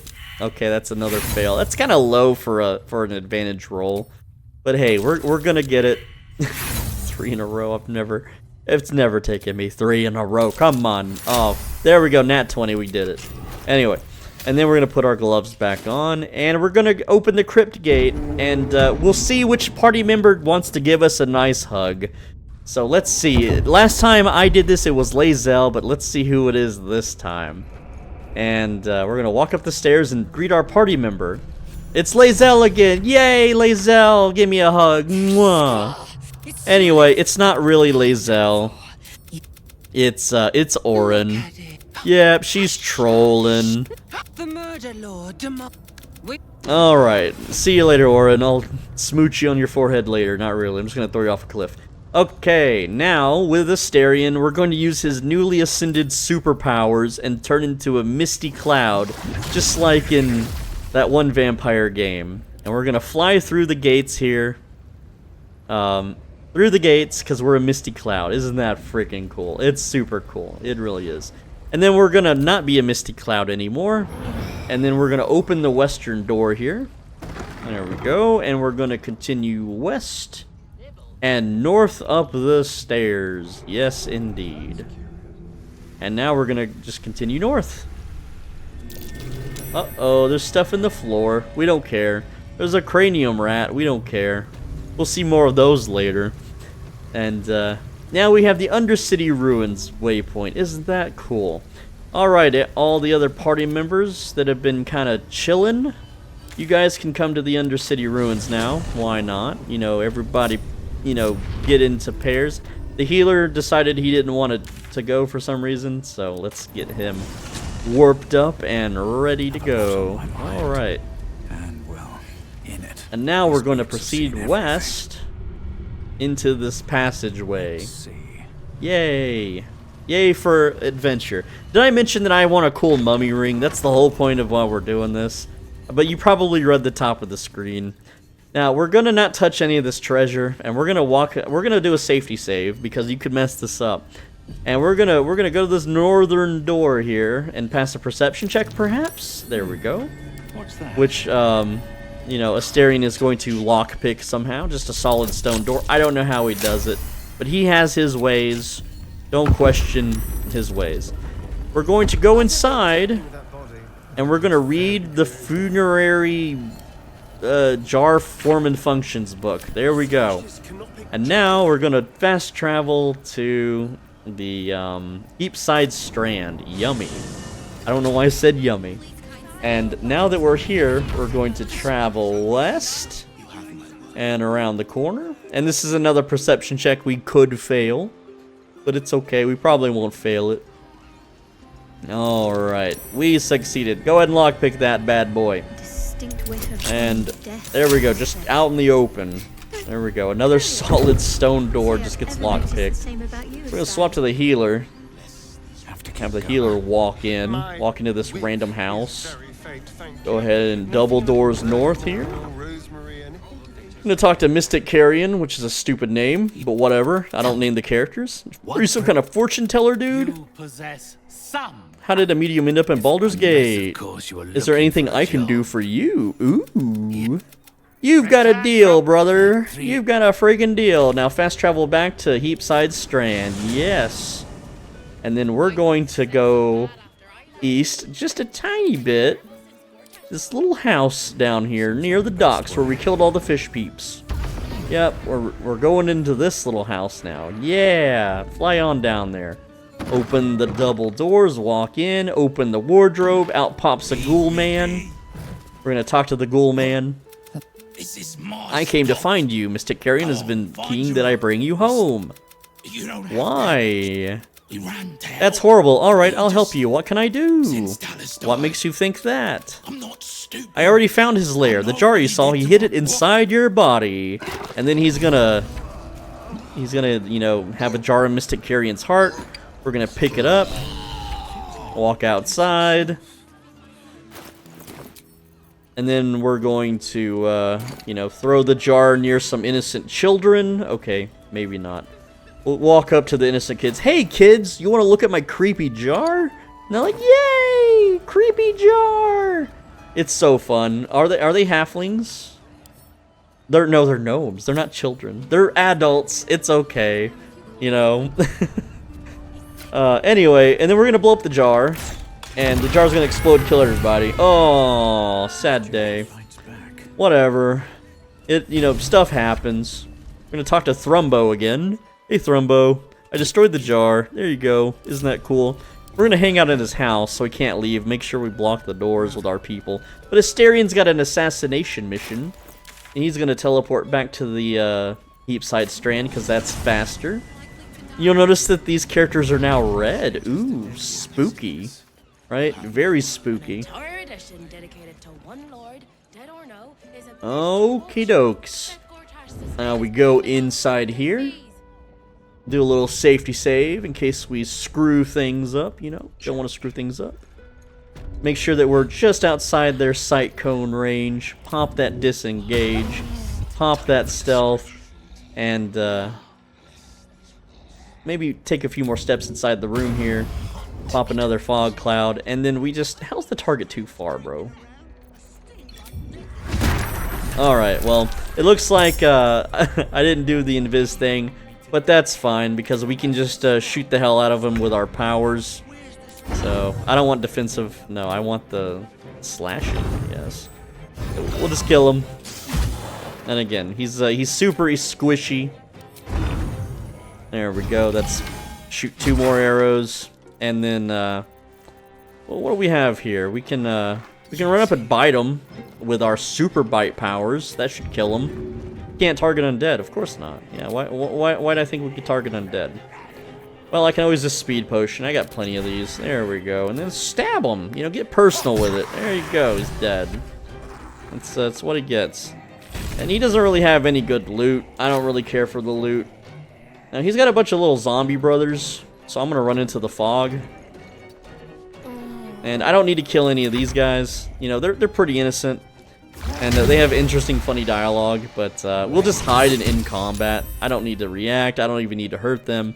I'll be right back after this. Alright, we did it, lads. We killed the Mystic Carrion. Please take this. And he becomes a vendor now, but he also gave us a cool mummy ring, which I fleed from combat on Astarion. I just ran away with the boots of speed. Click your heels, and you're gone. Crypt Lord ring. Look at it. It's so cool. You can summon a mummy. Yay, we did it. Now it's time for Orin, but we're going to do a little bit of swapperonis. So no more Jolt Shooter. We're switching to Herald. There we go. And we also need to enchant. We're in the pools. Getting all our spell slots and stuff back. And we're going to go ahead and drop Rhapsody down here. And Herald. And we're going to enchant these bad boys. You know, with the... What's it called again? The Drake Throat Glaive. There we go. Twin cast that. Oh, I gotta use the fountain because I didn't recharge the weapon and have it equipped. There we go. Where'd those weapons go? It'd be funny if the ghost would just like pick up the weapons and steal and be like, ah, see you later, Raphael would love this. There we go, elemental weapon achieved. Now the first thing we need to do is solve the murder, so we're gonna go to the south span of Wyrms Crossing. There we go. And traveling between zones, man. All these loading screens. Alright, we're gonna take Astarion and we're gonna walk across the street. Well, we don't need to walk, we can fly. That's why we got these flying powers. If the game will let me. Hello? Alright, Frago's Flophouse. What a weird name. Little Flophouse. Welcome to the Flophouse. Sounds like they sell pancakes. Anyway, we're gonna go up to this little balcony here, open the door, and then there's a little bloodstained parchment. We're gonna read that. There we go. And now we're gonna travel to the lower city central wall. I know, we were only here for like 30 seconds. Now we're gonna have Minthara lead the charge on this one. She's Detective Minthara. We're gonna go east. East, down, and up the road and up the ramp. And the reason we didn't do this earlier is because it can spawn the guy, and then, you know, then you're screwed and you really have to, like, read the quest text. We're gonna go here to this little wine tasting party. Yummy. And wine is not yummy. Wine is disgusting. There is not a single alcohol that is yummy. I am a straight edge man. I've tried alcohol. I just don't like it. And Minthara is just gonna randomly cast what is this spell called? Soul Branding next to this red dwarven man, and we're gonna make a little safety save. And we're just gonna bonk him on his little bald head there. Boink. And yeah, he's gonna react pretty wildly to it. There we go. So he is not dead. Did we miss? Oh no, we get another swing. Wait, I'm on the wrong character. Look at all these shields. I don't need to react. Go ahead and hit me for 0 damage, brother. Okay, so let's shoot Dollar here. That's his name, Dollar. I'd buy that for $1. For $1. Alright, Dollar. Get stabbed. There we go. He's dead. Look at that ragdoll. Now we're going to open his inventory. We're going to read the torn and bloody page. Go ahead and read that. There we go. Now we're also going to loot the Dollar Amaris, and the reason why is this weapon has a weird effect that deals 7 bonus damage when you crit. Well, Astarion always crits. Also, let's yoink these potions because they're pretty good. Astarion always crits on surprise round. So, yeah, we can get 2 more items that give us that buff, and they stack. So we can deal 21 pierce damage, which we can double with vulnerability for 42 pierce damage. It gets pretty nutty. Okay, it's not part of my build. Let's go ahead and just bite this dude's face off. Why not? Yums. I've been saying yummy a lot. It's kind of weird. Now, this guy's frightened. I mean, I'd be frightened too, but he's about to get punched out. Crit miss? Really? 95% chance to hit and we miss? Okay, whatever. Fine. We gotta land this hit, though, so we get the bloodlust. There we go. And now we can, is that everybody? No, there's one more in the streets. A freak in the sheets, freak in the streets. Okay, there we go. We solved the mystery. Onwards to the Basilisk Gate. There we go, chums. We're going to the Basilisk Gate, and Astarion's gonna lead the charge on this one, going into those creepy northern back alleys. That's right. Alright, we're just gonna run along here, and there is a house that we gotta get to. It's none of those. It's this one all the way over here at the end of the street. That's right. Right over here. Yay. Alright, we're gonna lockpick the door now. Woo! More lockpicking. Oh no, oh no, the guard caught me. I guess I'll just kill him. What's the guard gonna do? I'll be right back. Anyways, so I started picking the lock. Even though the guards are brutally murdered. It's okay, we're saving the world, kinda, sorta. Or are we? Dun dun dun. Alright, and then we're gonna go into the back of this house thing. This creepy old house. Move the painting over. Get it over there. There's a button behind that painting. Push the button in to the cellar door, which is locked, but we have the password. Yeah, password having. It's so cool. Astarion can kind of lead the way on this one again. It's fine. And then we're just gonna walk our way down the path. into the doorway, and we're gonna become an assassin so we can buy items for a set we won't be using. Yay! Extra steps. These guys are gonna talk to us, and then I kill people, let me in. Mwah. You know, give them a kiss. Oh, you gotta kiss everybody. You just gotta kiss everybody. What are they gonna do? You're super powerful. They can't stop you. Okay, then we're gonna talk to this guy and these girls. They're all bloody. How are you still alive, dude? The youngest. Let's see. Assassin ever to follow in Number 1, why not? Lay not a finger on this child. Nor let I don't know what to any pick here. I can see why Bale chose blah blah blah. I am ready to be judged. Ooh, You took this spooky. spirit's life. I ended its sorry existence. Yeah, man. Alright, the bloody girls disappeared, and we're walking towards this door, which we gotta wait for Mr. Savarok Anchev to open. What kind of name is that, Anchev? Look at him just like bump shoulders like a boss. He's a boss boy. We're gonna run in ahead of him. Oh, man. I want to know what happens if I kill this before they tell me to kill it. So I'm gonna save and try that out. Can I? Yeah, attack. Die. Woo! Yeah. Did I ruin the ritual? You slaughtered well. Yeah, I skipped dialogue. Yeah, I did it. Awesome. Anyway, let's talk to... Did I do it right? Yeah, step in the blood. Woo! Yeah, we're an assassin. We're a super cool assassin, brother. I do rather like. He likes the sound of it. Now we have the vendor, the whole point of coming here. The echo of as buttholes. Alright, show me your wares, lad. And now we're gonna buy another Dolar thingy. Hold on, the Vicious Shortbow, the Balist Armor, and the Dolar Amaris. There we go, we did it. Balance that stuff and pay the man. Alright, so this is how the set works. You wear 2 Dolar Amarises for 14 additional damage when you crit, and then the Vicious Shortbow for 7 more additional damage, for a total of 21. Then you equip the armor, which, there it is, the Balist Armor, that's going to give vulnerability to piercing if you're near enemies, and that it makes it 42 damage. Someone's fire alarm is going off near me. Never mind, it's just a truck backing up. I'm safe for now. Dun dun dun. Alright, now we have to backtrack all the way out of here because these assholes don't like people fast traveling. Who can blame them, right? It's very rude to fast travel in and out of places. And now we will fast travel to the Undercity Ruins. Oh man, creeper. Dun, dun, dun, dun, dun, dun. Alright, now we're gonna shoot the hanging corpses, which will bleed on something, opening the door to yonder. Yay. Very fun, very cool. Alright, but right here is what we're gonna do. We're gonna switch to the healer, and Mr. Heals Man, we're gonna do a passive, you know, take off the smelly boots, put them back on. That refreshes our magical power.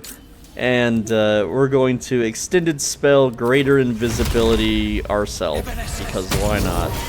See you later, chumps. I'm going on a pilgrimage.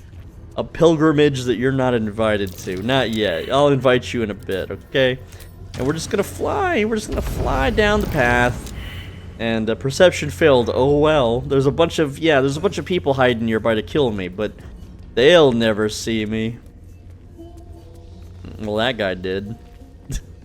Alright. So now we go through the metal door. Oh. And now we get whispered by children trying to be creepy. Listen, kid, I'm like an adult man. You can't scare me. I'm too big. Alright, we flutter down majestically to the waypoint of Temple of Baal. I always call it Bale, so I'm just going to keep calling it Bale. You can try to correct me in the comments, but I'm still going to say it as Temple of Baal. Alright, warp in your friends and family. But we don't really need them. Nah, they can just chill here. So we're going to keep it solo. Do a little safety save. Well, I didn't need a safety save yet. Our Mega Invis Bald Healer Boy is going to step up to the plate. And, you know, as a cleric, who better to kill Orin? Am I right? I think we're pretty good here.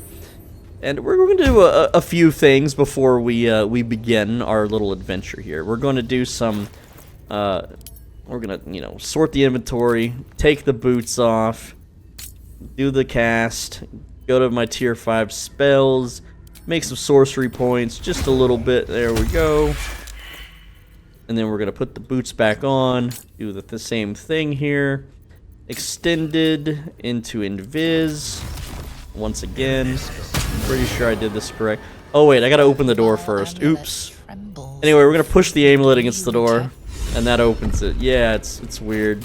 Now we gotta go invis again because the cutscene broke invis, so we're just gonna recast that. There we go. Cast this back. Put those boots back on, boyo. All right, let's do. Well, I didn't need to safety save here, but it's fine. All right, we're about to go beat up Orin, and by beat up I mean not beat up.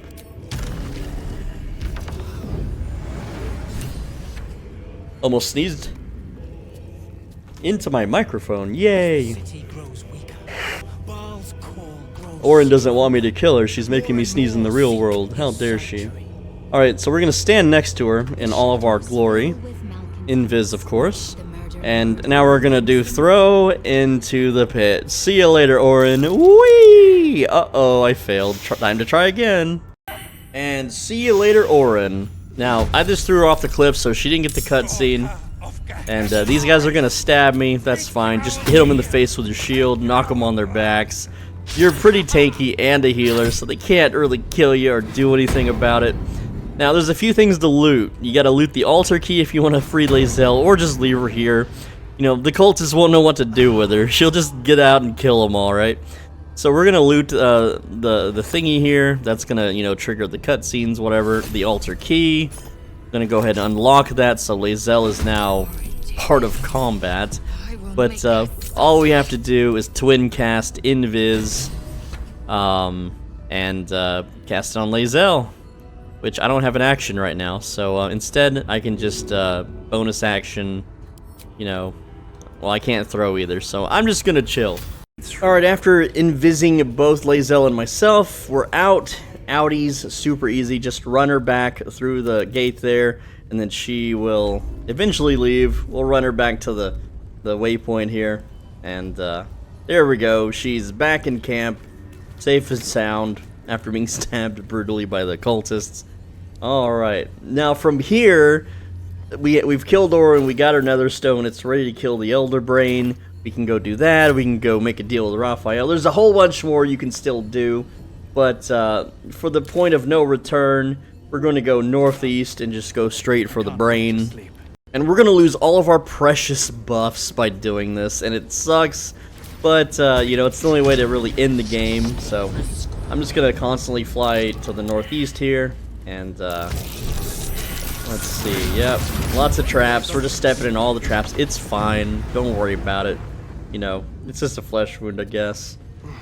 But yeah, we need to go over there, which flying kind of in the wrong direction, so can't fly from this direction. Alright, well, we had to go up one more flight of stairs and then curve around, I suppose.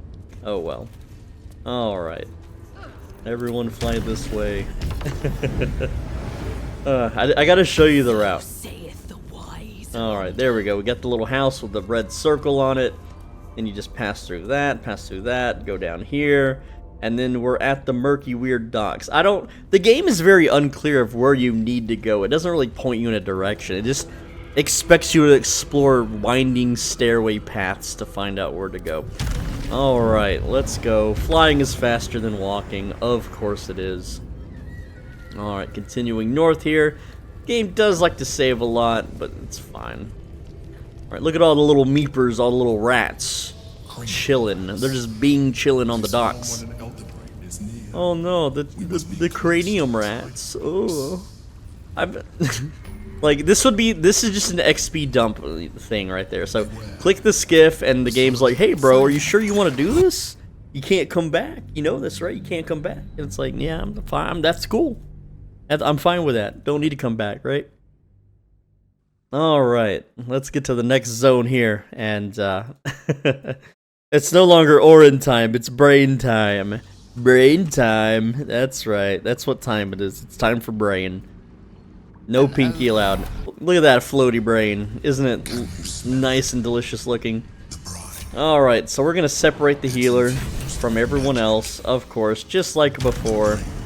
Because he's got the highest constitution, so that's why we're doing the healer solo. And again, we're doing the smelly boot method. Take off the boots, activate the freecast, which it got deactivated because of the brain.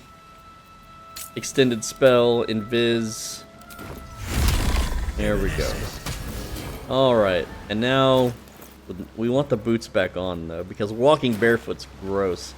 Don't want to do that. Now look at all the little brain kitties. Little brain kitty cats. They're just purring and being brains with, you know, claws. Claw brains, brain claws. Anyway, we're walking along. The rest of the party chills, because they don't need to come along. They can just chill there. They'll get teleported. It's fine. That's how the game works. Prime spot for an ambush. Prime spot for an ambush, but I'm invisible, so it doesn't happen. Lamau. It's a good thing that flight doesn't make you uninvisible. Anyway, so the whole reason we're going invis is so we don't have to fight the little brain cats. That's the only reason. Anyway, so we're gonna walk up here to the water, and then the brain's gonna be like, "Hey, bro, what's up? You want to join me yet?" There we go. Look at all these Constitution saves. Oh, the headaches galore. It's a brain with a crown. It's so stupid. Anyway, let's roll a strength check. Oh yeah, we did it. We got the strength check.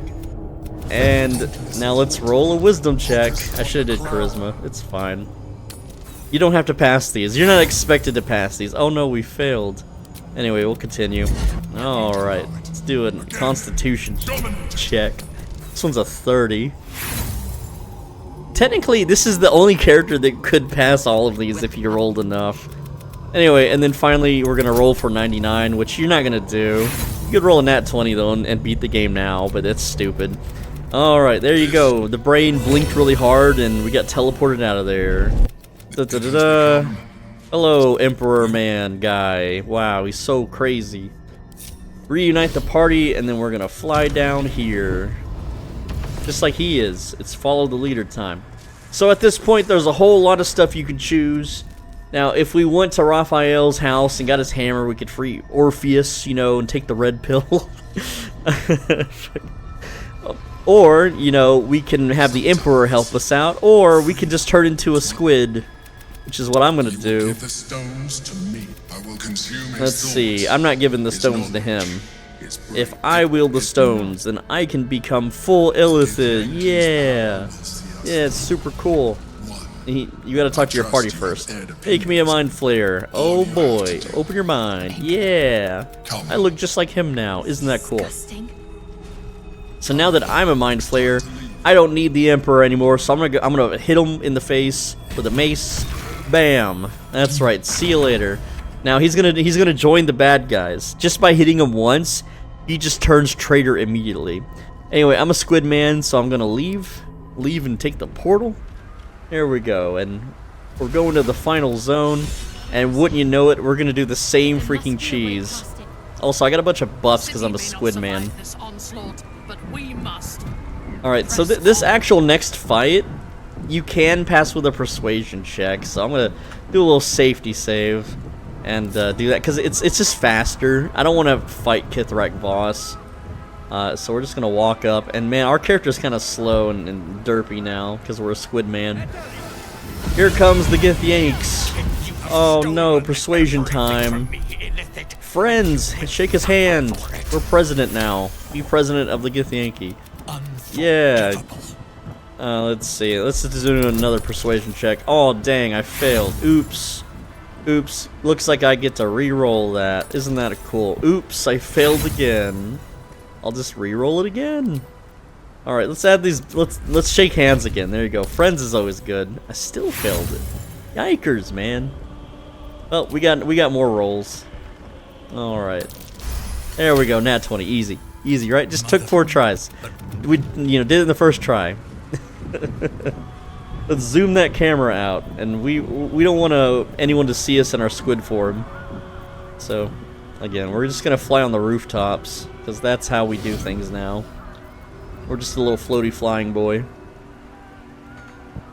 Nope. Okay, well, we're gonna fly to the entrance here. Again, lots of flying, no actual combat. Inside the house is a bunch of allies, and you can summon them and stuff. Alright, well, it's gonna introduce me to them anyway. I thought I could skip all this. Look at all their flaps yapping. Oh, it put me back in the middle. Okay, fine. Well, there's actually, before we go and visit, there's another cutscene I have to trigger. So, again, let's just fly up this way. There we go. Let's have a look. And here comes the cutscene. No, maybe not. Yeah, these guys are gonna run out and they're like, oh, elephant. There we go. See you later, cowards, cowardly mins. Alright, so now what we're gonna do is, you know, we have all our spell slots, who cares? I don't need to, or no, let's extend it at least. There we go. There we go. 20 whole rounds, 20 whole turns of invisibility. Yep. It's a shame that our character is just so damn slow. Can we just jump? Alright. Can we just jump instead? It's too slow. Alright. Just fly around to all the bad guys. You don't need to fight them. Who needs to fight? Not me. Look at that. They even have a spectator. It's from Doom. Not really. Alright. Double invis door time. Here we are. Climbing up the high hall. Now, there's a whole, like, kind of fight sequence that's supposed to happen here with the... what is it? Yeah, what's this thing called? I don't remember. The Nautiloid, that's the name. And it's supposed to shoot our artillery, and you gotta dodge the artillery and fight reinforcements.